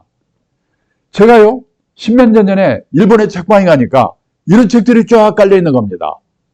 혼자 사는 노후에 대해서 쓴 책이에요. 그때만 해도 참 별로면 책도 다 있네. 사온 거거든요. 근데 이게 일본 얘기가 아니에요. 제가 얼마 전에 책을 한 권 썼는데 이 책이 잘 팔리는가. 서울의 영풍문고로 갔는데요. 한쪽에 화제의 책이라는 코너가 있는데 거기에 혼자 사는 삶에 대한 책이 20권이 쫙 있더라니까 우리나라도. 깜짝 놀랐어요. 보세요. 혼자 사는 노후 어떻게 대비할 건가? 혼자 사는 노후 두렵지 않다. 혼자 사는 노후 즐겁게 사는 방법. 남자분들은 마지막 책 잘 보세요. 여자의 활로 남자의 말로. 남자분들은 다른 것보다도 사모님한테 잘하셔야 돼요. 부부가 같이 살다가 나이가 들어가지고 남편은 혹시 부인이 먼저 돌아가시면 갑자기 심이 약해진답니다. 그래서 3년 이내에 돌아가실 확률이 높대요. 부인이 돌아가셨는데도 10년 이상 사는 남자는 아주 독한 남자래요. 근데 반대로 여자들은 같이 살다가 남편이 먼저 돌아가시면 의리상 한 달 슬프답니다. 그리고 그 다음부터는 오히려 귀찮은 존재가 없어져가지고 15년 이상 산다. 앞에서 보셨죠? 이런 책이 지금 일본에서 70만 부, 100만 부씩 팔리고 있고 우리가 뒤따라가고 있어요. 왜 그럴까요? 혼자 또 오래 살아야 되니까. 자, 그래서 준비를 해야 되는데 요즘 우리나라가 이게 얼마 전까지만 해도 흥청흥청하던 고성장 시대를 지내서 저성장 결핍의 시대가 오고 있다. 생각해 보셔야 돼요. 자, 보세요. 이 1970년대, 80년대, 90년대 초까지만 해도 매년 10%대 두 자릿수 경제 성장을 했습니다. 그때는요, 작년보다 금년이 좋아지고, 금년보다 내년이 좋아지고, 이런 세월을 우리가 30년 넘게 살았기 때문에 아직도 우리 머릿속에는 고성장 마인드, 고성장 체질이 몸에 딱 박혀 있는 거예요. 근데 몇 년 전부터 4%, 3%, 2% 작년에 마이너스 성장했죠? 금년에 3%인데 지금 2%가 될까 말까예요. 내년에도 1%대, 내후년에도 1%대 이렇게 된대요. 큰일 났어요. 저성장 결핍의 시대가 오고 있다. 그러면요, 경제 성장률은 어떻게 결정이 되는가? 노동인구가 늘어나야 돼요. 애를 많이 낳아야 돼요. 그리고 일을 열심히 생산성이 높아져야 돼요. 근데 이 노동인구 하나만 가지고 보면요, 여기 보세요. 1955년에서 60년 이때가 6.25 이후에 핵심 베이비붐 세대예요. 이때 전국의 전기 보급률이 20%가 안 됐거든요. 그때 청주도 시내백구 배우는 다 호롱불이었어요. 우리 고향에 전기 들어온 게 1975년이에요. 이때는요, 전기도 안 들어오지. 저녁에 우리 부모들이 마땅히 리크레이션도 없어서 그러겠지만은 어떻게 둘이 만나서 6.3명을 낳습니까? 1위가밖에 없으니까. 무지막지하게 난 거예요, 그냥. 이 사람들이 노동 현장에 투입되면서 소비의 주체가 되면서 우리나라가 폭발적인 성장을 한 거거든요. 근데 작년에 0.81명, 금년에 0.7명대로 떨어진대요. 이때는 100만 명씩 낳는데 지금 20몇만 명. 이거요. 우선요, 여성분들의 이 결혼 연령이, 초혼 연령이 높아졌어요. 그러니까 주요국 중에서 우리나라 초산 연령이 제일 높아요. 그래도 낳기만 노력했는데 젊은 남녀들한테 물어봤어요. 애 낳겠냐고. 그랬더니 남자는 31%, 여자는 45%가 안 낳겠대요. 왜? 앞날이 막막하고 경력 단절되고. 아시는 거 아니에요? 이대로 가면 어떤 문제가 생기냐? 2035년에 되면 우리나라 여성 3명 중에 1명이 65세 이상 할머니 대국이 돼요. 2040년이 되면 인구 4명 중 1명이 75세 이상 초고령자가 되는 거예요. 이게 문제예요. 그런데 인구의 고령화는 우리만이 아니고 일본도 유럽도 다 똑같은데, 문제는 우리나라가 이 속도가, 우리는 뭐든지 화끈 초과자생이잖아요. 빛의 속도로 빨리 가고 있는 게 문제예요. 많이 들으셨겠지만은 고령화의 속도라는 면에서요, 프랑스에서 155년 동안에 진행된 일이 이웃나라 일본에서 35년 동안에 진행이 돼서 4배, 5배 속도로. 그래서 일본 사람들이 적응을 못하고 저 고생을 30년 한 거거든요. 근데 우리나라는 더 화끈해. 일본도 저리 가라. 25년 동안에 진행이 됩니다. 프랑스 같은 나라는 155년 동안에 서서히 적응해 가면 돼요. 우리는 25년 동안에 총알같이 적응하지 않으면 살아날 수가 있다는 거예요. 그래서요, 엊그저께까지 상식으로 생각했던 주택에 관한 생각, 일에 관한 생각, 애들 교육에 관한 생각, 애들 결혼에 관한 생각, 내 노후에 관한 생각, 이 생각들을 180도 빨리빨리 바꿔야 돼요. 예를 들어서요, 조상님들 산소수는 장묘 문화 한번 생각해 보겠습니다. 제가 1988년 서울 올림픽 하던 해에 일본 동경에서 근무를 하다가 아버지가 돌아가셔서요, 벼락같이 와가지고 산소 자료를 구하는데요, 없어요. 서울의 벽제를 갔더니요, 북향에 절벽 같은 데밖에 없어요. 어떻게 아는 분을 통해서 천안에 모셨는데요, 그때 우리나라의 화장률이 15%였습니다. 근데 일본은 100% 화장했거든요. 저는 그때 무슨 걱정을 했냐면, 이러다가 우리나라는 삼천리 강산이 무덤으로 덮이겠구나. 근데 그로부터 10년 후 1998년에 SK그룹의 최정현 회장이 돌아가시면서 화장을 했어요. 이번은 화장 캠페인을 한 분이거든요. 영향을 줬나? 화장률이 20%가 됐어요. 재작년인가요? LG그룹의 구본회장 돌아가시면서 수목장을 했어요. 지금 우리나라의 화장률이 몇 %인지 아시는 분? 재작년에 88%. 지금 90%가 넘었어요. 지금 산소자리는 남아 돌아요. 뭐가 없죠? 화장터가 없어가지고 4일장, 5일장 하고 그러잖아요. 일본은 지금 더 난리예요. 왜냐하면 수명이 늘어날 때는요, 별로 사람이 죽음이 없어요. 근데 어느 한계에 도달하면 갑자기 많이 돌아가시는 거예요. 그래서 일본을 뭐라고 하냐? 죽음이 많은 사회, 다사사회라고 그래요. 근데 화장터가 혐오시설하고 짓질 않아가지고 화장할 데가 없는 거예요. 그래서요, 시신을 집에 놓을 수도 없고 병원에 갖고 나가라고 그러고. 어떡합니까? 지금 일본에서 유행하게 생각하는 게 시신 보관 호텔이 유행이래요. 이런 식으로 세상이 바뀌는 거예요. 그래서 다시 말하지만은 엊그저께까지 상식으로 생각했던 주택에 관한 생각, 직업에 관한 생각, 애들 교육에 관한 생각, 애들 결혼에 관한 생각, 내 노후에 관한 생각, 이걸 180도 빨리빨리 바꿔야 되는데, 그 중에도 오늘의 주제, 가정경제 측면에서 빨리 바꿔야 될 게 뭐냐면 절약이거든요. 제가 어디 가서 절약을 얘기하면 많은 분들이 김새는 표정입니다. 오늘 바빠 죽겠는데 지금 설거지도 아직 안 했는데 말이야. 재테크 강좌를 하니까 혹시 뭐 종목이나 하나 기발한 거 찍어줄까 하고 왔더니, 아니 겨우 한다는 말이 절약하라고? 여보세요. 그거 내 유치원 때부터 들은 얘기야. 아마 그러실 거예요. 그런데 우리가 다시 말씀드렸는데, 지난 30년 동안 세계 역사 없는 고성장 시대, 아주 특별한 시대를 우리가 살아왔기 때문에 우리는 의식하지 못하고 우리는 아낀다고 생각하는데, 미국, 일본 선진국 사람들이 우리를 보면은 너무나 낭비 요인, 거품 요인이 많다는 거예요. 필요 없는 자동차. 재미교포가요, 성공해가지고 서울에 사장 발령 받아와서 몇 달을 사더니 뭐라고 하냐면, 서울에 와서 몇 개월을 살아보니까 서울처럼 대중교통이 발달된 도시가 세계에서 몇 개 없다 이겁니다. 근데 1km 가면서 자동차 끌고 가더라 이거죠. 그 사람들 눈에는 참 이상한 거예요. 필요 없는 자동차, 교육비, 결혼비용, 경조사, 이거 앞으로 작심하고 아끼지 않고는 노후 준비가 안 되게 돼 있거든요. 얼마 전에 조선일보에 의미 있는 기사가 있었기 때문에 읽어드리겠습니다. 결핍의 시대 대비해 어떤 무기 준비하나요? 결핍은 있어야 할 것이 없어지거나 모자란 상황을 말합니다. 고도성장 시대에는 이 있어야 할 것의 기준이 높아도 괜찮았습니다. 성취할 기회가 많았으니까요. 하지만 성취의 기회가 적고 평준화는 저성장 시대에는 있어야 할 것의 기준이 높을수록 좌절하고 불행해질 확률이 높아집니다. 그래서 요즘 생각이 있는 부모들은 다른 것보다도 자기 애들에게 결핍에 적응하는 방식을 가르치고 있다는 거예요.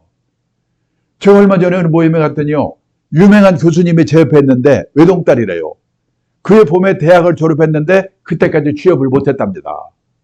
괜찮은 대학 나왔고 유명한 교수가 한 번만 부탁하면 안 될 것도 없는데 안 한대요. 재수해서라도 네 힘으로 들어가라. 결핍에 적응하는 방식을 가르치기 위해서. 자기 딸이 용돈이 궁한 것 같은데, 자기 돈이 있거든요. 주고 싶은 마음이 꿀떡 같은데 참고 참는데요. 결핍에 적응하는 방식을 가르치기 위해서. 우리가 그걸 안 해가지고 우리 애들이 지금 장난이 아니거든요.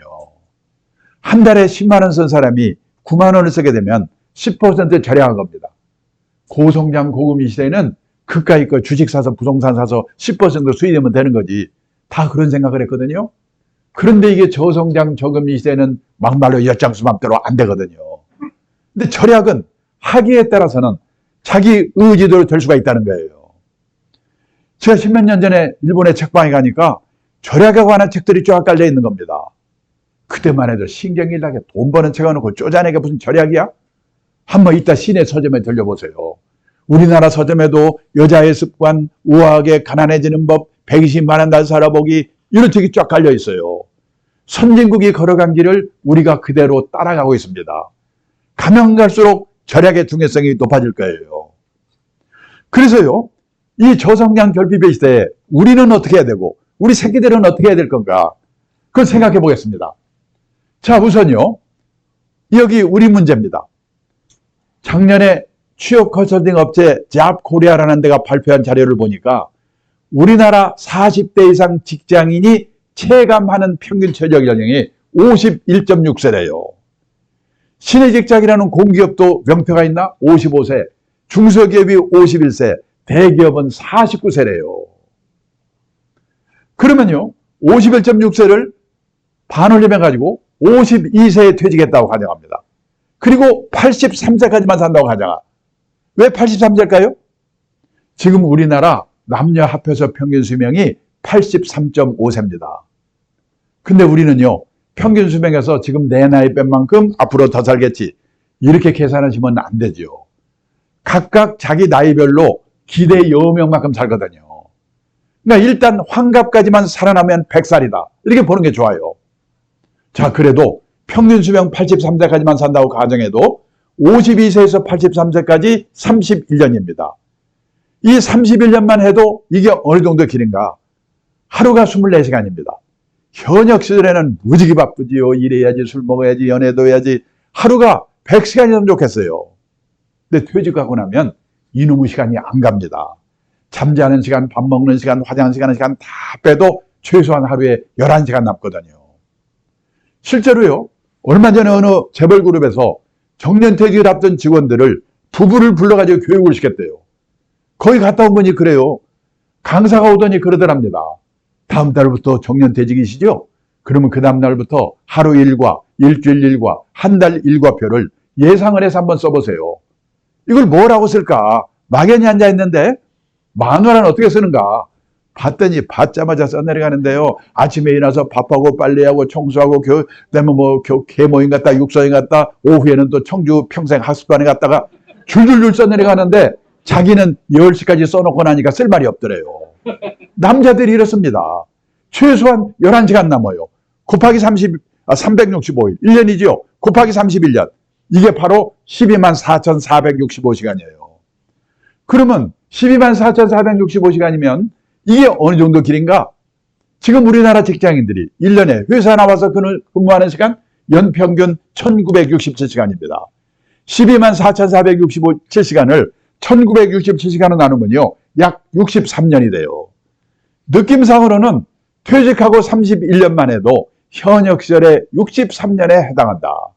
100살까지를 생각하면 말할 것도 없습니다. 우리는요, 초등학교 다닐 때 하도 많이 들은 말 있죠? 인생은 짧고 예술은 길다. 아닙니다. 앞으로 인생도 무지하게 길고 예술도 길다. 그러고 대책을 세워야 된다는 거예요. 그래서요, 선진국에서는 노후에 대비하는 방법이 두 종류로 갈라진다는 거예요. 열심히 살았는데 유감스럽게 노후 생활비가 모자라는 사람. 그런 사람은 어떻게 할 건가? 제 생각에 우리나라는 유감스럽게도 모자라는 사람이 대부분 70, 80%라고 생각합니다. 왜냐하면 인생에서 재산이 제일 많을 때가 50대래요. 통계청 자료를 보니까요. 우리나라 50대 가구의 가구당 평균 총자산이 5억 6,700. 여기에 빚이 있습니다. 부채 차입금. 평균 1억 74만 원. 요즘 가계부채 많이 많잖아요. 빼면요. 4억 6,600. 이게 순자산 자기자본입니다. 어떻게 생각하면 50대 후반에 재산이 4억 6,600 정도 있으면 그럭저럭 먹고 살 수가 아닌가. 이렇게 생각하시겠죠? 근데 문제는 4억 6,600 중에서 살고 있는 집값이 4억 545만 원이에요. 얼마 남아요? 6,100만 남잖아요.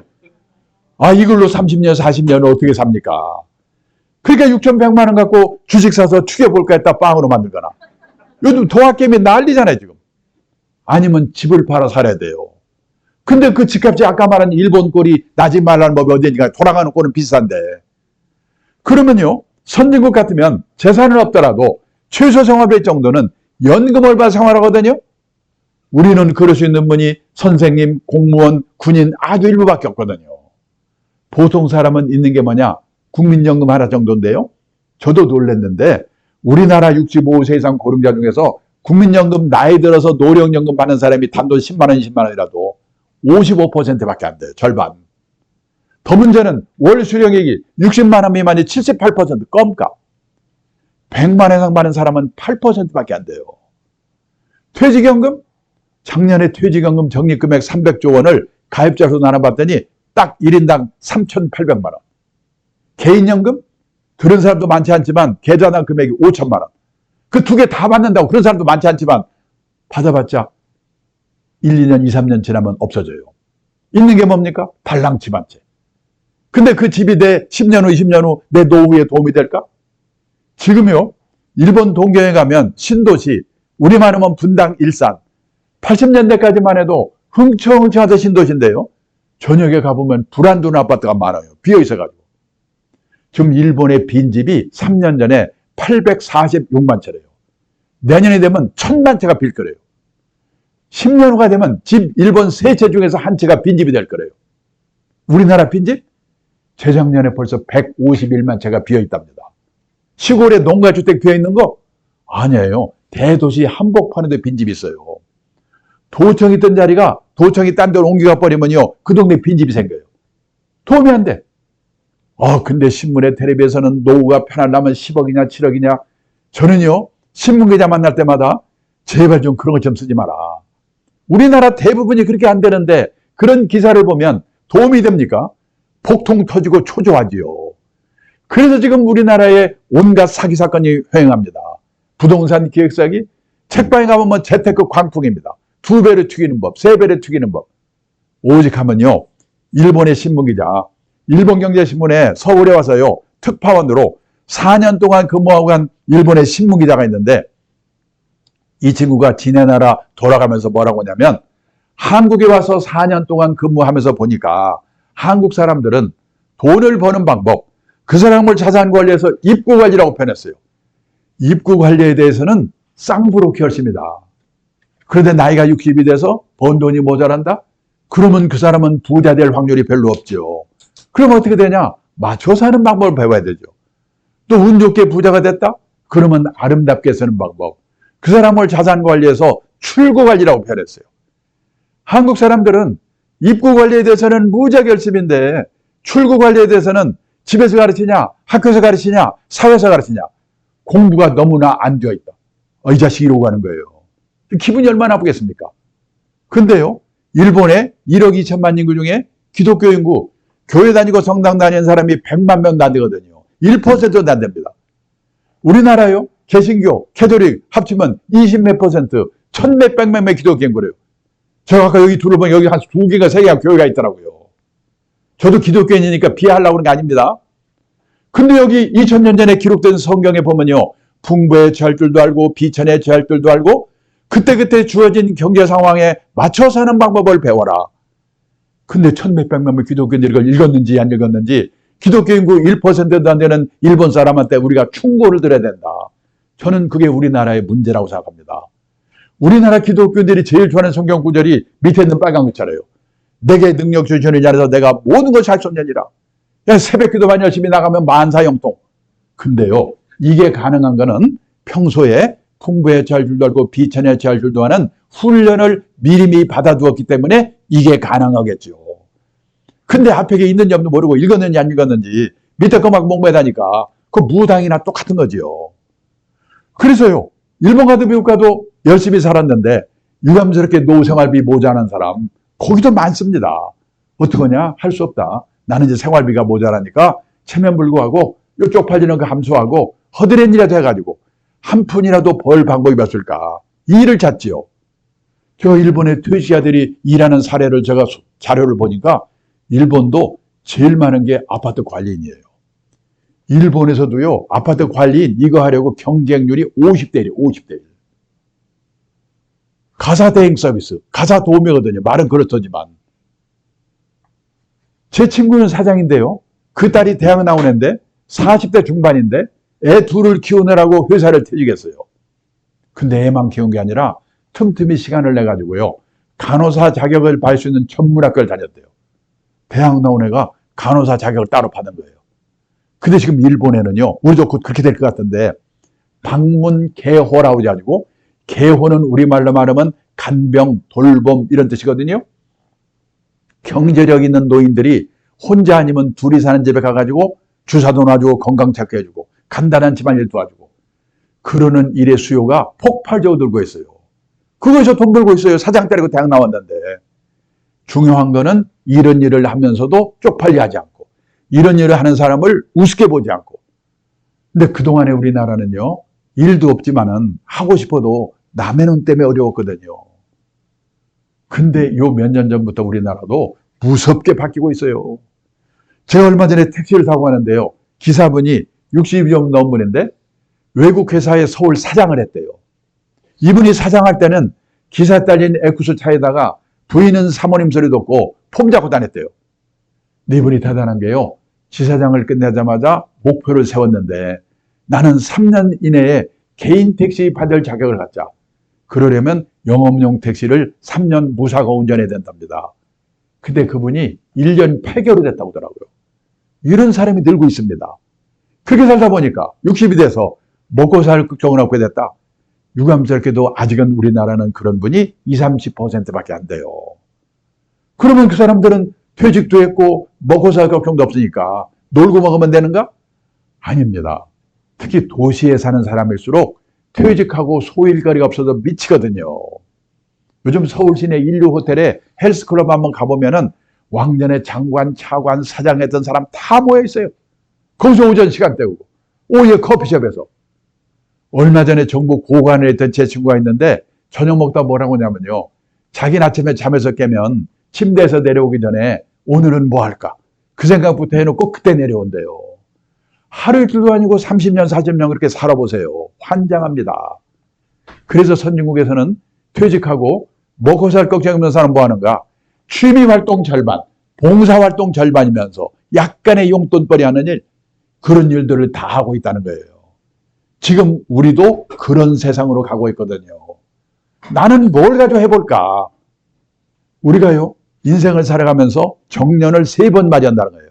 첫 번째가 고용정년, 보통 회사 55세. 근데 아직도 몸이 쌩쌩해. 그래서 허드렛 일이라도 자원봉사활동이라도 자기가 정해서 하는 일의 정년이 있습니다. 그리고 마지막으로 하나님이 불러가는 정년, 인생 정년이지요. 고용정년, 일의 정년, 인생 정년, 이 3번의 정년을 어떻게 맞이할 것인가. 이런 준비를 하고 사는 게 재테크보다 훨씬 더 중요하지 않을까. 우리가 노후의 3대 불안이 뭐냐면요, 첫째가 돈입니다. 둘째가 건강, 그리고 셋째가 외로움이에요. 가지고 다 해제되니까. 돈, 건강, 외로움, 이 3대 불안을 해소하는 최선의 방법은 돈이 되든 일이든 사회공헌활동이든 취미활동이든 소일거리가 있어야 된다는 거예요. 그래서 여기까지 결론은요, 가장 확실한 노후 대비는 재테크가 아니고 평생 현역이다. 돈 있으면 있는 대로, 없으면 없는 대로. 제가 오늘 강좌에서 이 말을 끝냈더니요, 한 남자분이 벌떡 일어나더니, 아니 왜 남자들한테만 일하라고 난립니까? 점심때 시내 음식점에 한번 가보세요. 맛있는 거 여자들이 다 먹고 있고, 헬스클럽 한번 가보세요. 땀 뻘뻘 운동하는 여자들인데 왜 남자들한테만, 자기 마누라 자기가 얘기해. 제가 어떻게 하는 거예요? 근데 여성분들 생각해 보셔야 돼요. 긴 후반 인생이 부부가 화목하기 위해서는요, 남편분이 돈이 되든 안 되든 소일거리를 갖도록 도와줘야 되거든요. 아까 외국회사 사장했다는 그분이 마지막에 서글픈 얘기를 하더라고요. 자기가 그런 일 하니까 주위 사람들이 너 참 대단하다. 사장까지 한다면데. 칭송이 자자한데요. 정작 자기 부인, 자기 딸이 동네 창피해가 그런 거다. 자기 인생을 헛살았다고 서글프다고 하더라고요. 가족이 도와주지 않고는 어렵거든요. 또 남자분들은 고생하면서 꼴 보기 싫으면 참아가면서 일하다가 퇴직해서 집에 갔더니 요즘 온갖 조롱거리의 대상이 되고 있잖아요. 삼식이가 또 영식이가 또 그런 말 들으면 뿔따고 나지요. 우울증 걸립니다. 근데 그것도 생각을 하나만 바꾸면 되는 게 뭐냐면, 다들 내 마누라만 싸가지가 없는 것 같거든요. 다른 마누라 안 살봤으니까. 내 마누라만 그런 게 아니라 대한민국 마누라 다 똑같다. 대한민국 마누라만 그런 게 아니라 세계 마누라가 다 똑같다. 그러면 대책을 내가 세워야 돼요. 그 증거를 하나 보여드리겠습니다.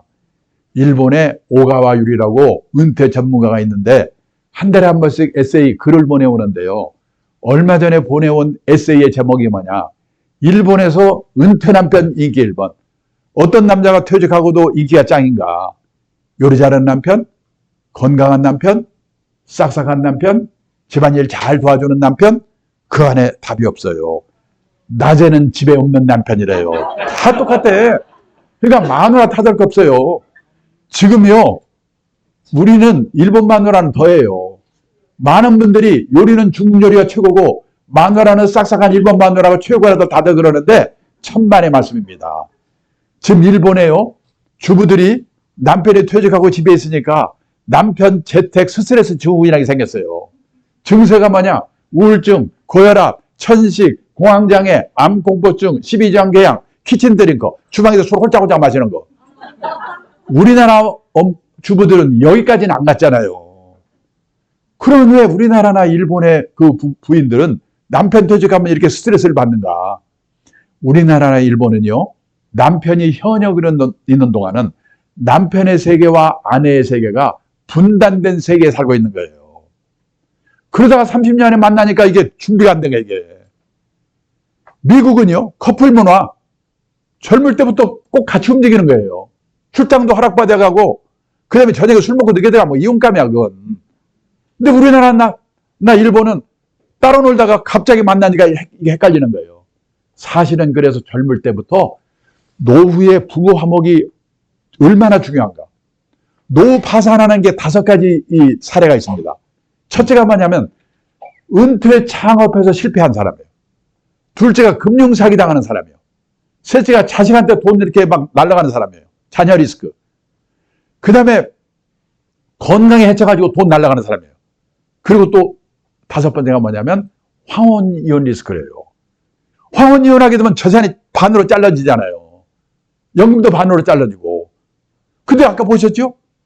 황혼이혼 비율이 우리가 일본보다 훨씬 높고 37%라고. 그러니까 이거를 남편분들이 만화님 섭섭하다고 생각할 게 아니라 왜 그럴까? 젊을 때부터 부부 화목을 준비를 했어야 되는데 이러다 보니까 못했잖아요. 그럼 지금 어떻게 해야 되냐? 작심하고 아침 9시부터 오후 5시까지는 자기만의 시간, 소일거리를 갖도록 미리미리 생각해 보셔야 된다는 거예요. 티베트 종교지도자 달라이라마가 했다는 얘기입니다. 자신이 다른 사람들에게 쓸모있는 존재가 아니라고 생각하는 노인은 자신이 남에게 유용한 존재라고 느낀 노인보다 일찍 숨질 가능성이 3배 가까이 높게 나왔다. 부유한 나라에서 고통과 분노의 정도가 더 심한 건 물적 부가 부족해서가 아니다. 내가 남에게 필요한 존재라는 느낌이나 내가 사회와 함께하고 있다는 느낌을 더 이상 갖지 못하기 때문에 불행해지는 것이다. 은행에서 최고위층까지 했던 제 선배가 있는데요. 퇴직하더니 뭐라고 하냐면 자기는 퇴직하고 나니까 쓸모없는 인간이 된 것 같아서 서글프대요. 근데 쓸모 있는 인간을 누가 만들어주는 게 아니거든. 자기 만들어야지. 근데 높은 자리에 있던 사람, 끝발에 있던 사람일수록 이게 안 되는 거예요. 제가 얼마 전에요. 공무원 연금공단에서 퇴직하신 공무원분들, 몇 년 된 분들 대상으로 퇴직 수기를 공모했어요. 근데 우연히 심사위원을 하게 됐는데 심사하면서 105분의 수기를 읽었거든요. 깜짝 놀랐어요. 저는 공무원들은 60까지 보장되지 연금도 300만 원 이상 다 받는 데지 아무 걱정 없는 줄 알았거든요. 아니에요.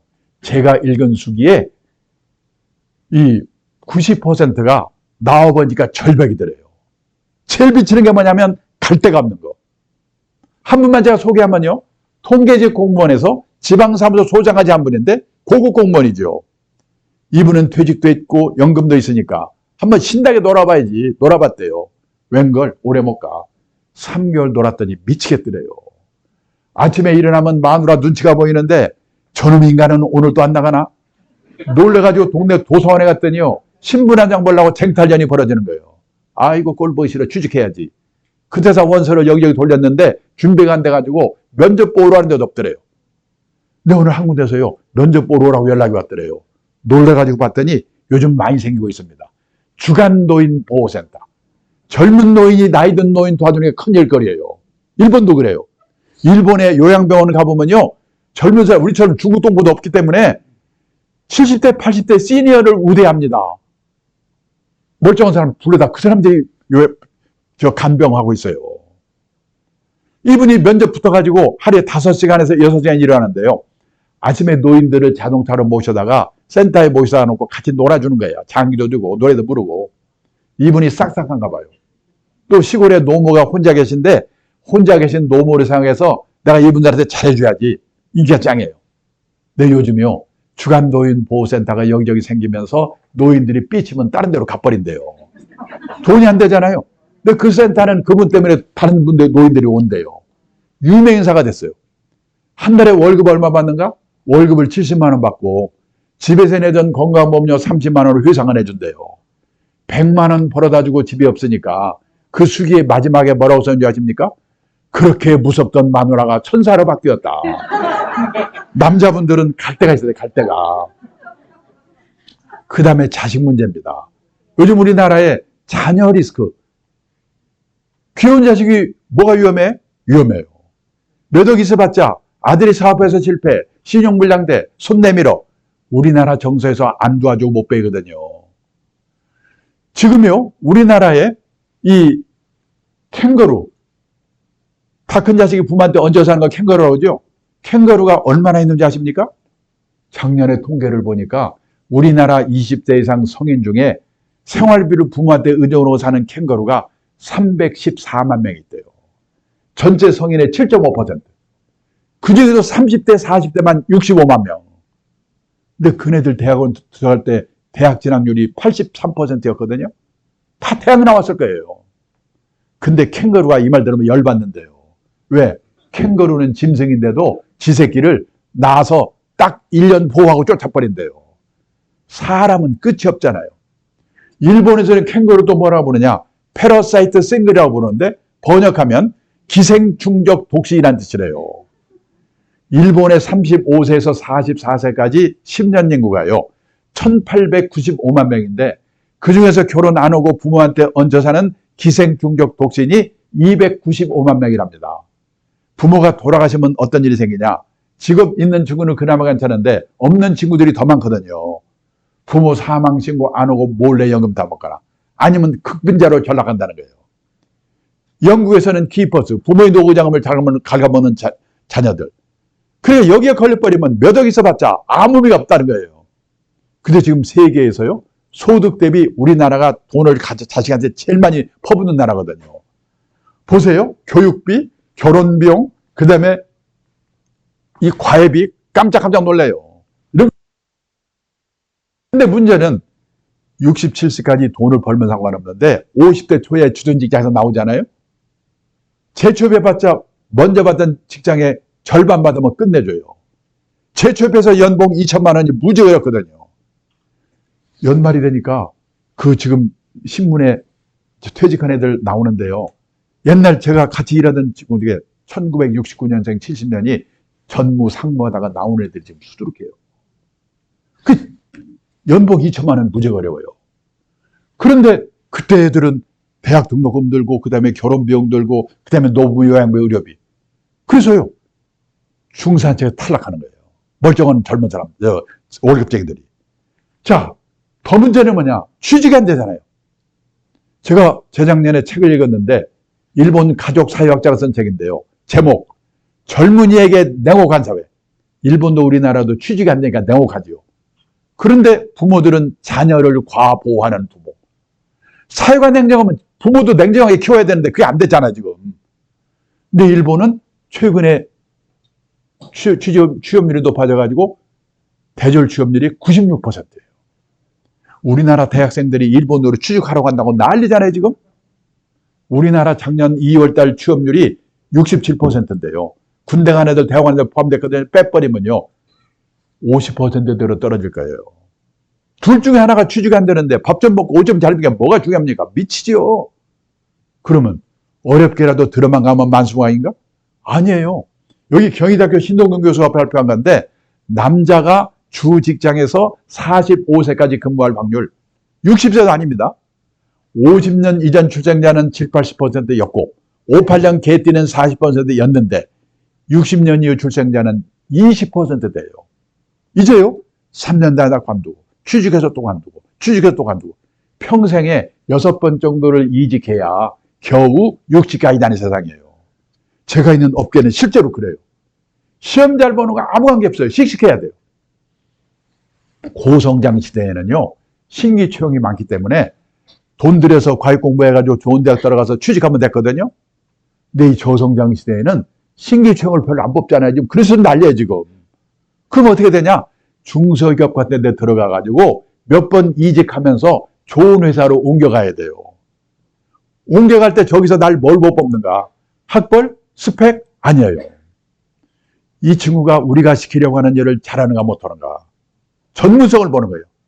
그 다음에 평판. 한마디로 싸가지가 있는가 없는가? 여기서 걸리면 끝이에요. 지금요. 대기업의 인사 담당자들이 자기들끼리 모여서 그런답니다. 속지 말자 학벌, 다시 보자 스펙. 얼마나 속았으면 그러겠어요. 실제로요. 얼마 전에 저희 업계에서 이런 일이 있었어요. 어느 회사가 큰 사내 변호사 명을 뽑는데 변호사가 50명 모였어요. 50명. 넘쳐. 4명을 최종면접 올렸는데 스카이대 3명, 기타대 하나. 기타대학을 뽑았어요. 왜? 변호사도 씩씩하고 적극적이어야 되니까. 그 회사가 그 전에요. 서울에 인류 외고 나와서 스카이 법대 나와서 변호사 가진 애를 3명 뽑았는데 다 실패했어요. 도련님밖에 없어요. 시험 잘 보는 거 빼고 할 수 있는 게 없어요. 한 친구는 집안으로 나가고 두 친구는 내보냈어요. 그 실패를 했기 때문에 면접 기준이 바뀐 거예요. 그래서 기타 대학을 뽑았어요. 그러면요, 인류외고, 스카이법대, 변호사, 제가 최고인 줄 알까요? 다른 데 가도 면접 기준이 바뀌거든요. 한 2년만 취직 못하면 그놈은 룸펜으로 전락해버리거든요. 근데 제 집안의 동생 하나는 공부를 싫어한 데다가 집안이 어려워서 대학을 못 갔습니다. 건설 공사 현장에서 30년 일을 했는데요. 물 새는 거 막는 거 방수의 전문가가 됐어요. 어느 날 대형 건설사 회장님 댁에서 물이 샜다나? 이분이 화탁증 하나 가지고 야, 박사만 뽑지 말고 독일식으로 마스터를 뽑아라. 55세에 대형 건설사 마스터로 취직했어요. 지금 71세거든요. 작년까지 연봉 1억씩 받으면 다니더라고요. 나왔더니 금방 또 내려가 딴 데서. 기술이 있으니까. 지금 세상이 이렇게 바뀌었어요. 자, 그러면요. 변호사가 요즘 왜 이렇게 어려운가? 우리나라 변호사 1번 등록이 1906년에 나왔대요. 1000번째 등록이 2006년. 변호사가 10,000명으로 늘어나는데 100년이 걸렸어요. 근데 또 이때 변호사는 끝내줬죠. 왜? 귀하니까. 근데 또 10,000명 늘어나는데 8년. 또 10,000명 늘어나는데 5년. 지금 변호사 30,000명 시대라고 하잖아요. 일이 없으니까 변호사가 세무사, 법무사 일 뺏는다고 난리잖아요, 지금. 요즘 의대 정원 늘리라고 난리죠? 늘려보세요. 똑같이 될 거예요. 이제 안전한 직업이 없어요. 그래서 뭐냐면 지금 우리 애들에게 제일 중요한 게 자립교육을 제대로 시켜야 되는 거예요. 우리가 애들에게 영어 수학 말고 가르친 게 있는가? 돈 관리를 가르쳤는가? 경제적 자립을 가르쳤는가? 근데 막말로 영어 수학은 못 쳐도 밥 먹고 살거든요. 근데 돈 관리, 경제적 자립 이거 모르면 평생 고생하거든요. 제가 얼마 전에 책을 쓰면서 조사해 봤는데 미국의 고등학교 교과서에는요. 이 돈 관리, 경제적 자립 이 내용이 40몇 페이지 나오더라고요. 우리는 몇 페이지 되지도 않는데 선택을 안 해. 수능에서 경제 선택해가 뭐 1.5%? 배우질 않으니까 대학을 졸업해도 저축이라는 말하고 투자라는 말이 어떻게 다른지 이것도 몰라요. 미국에서는 중학교만 제대로 나오면 안다는데 학교에서 가르치지 않으면 부모라도 가르쳐야지요.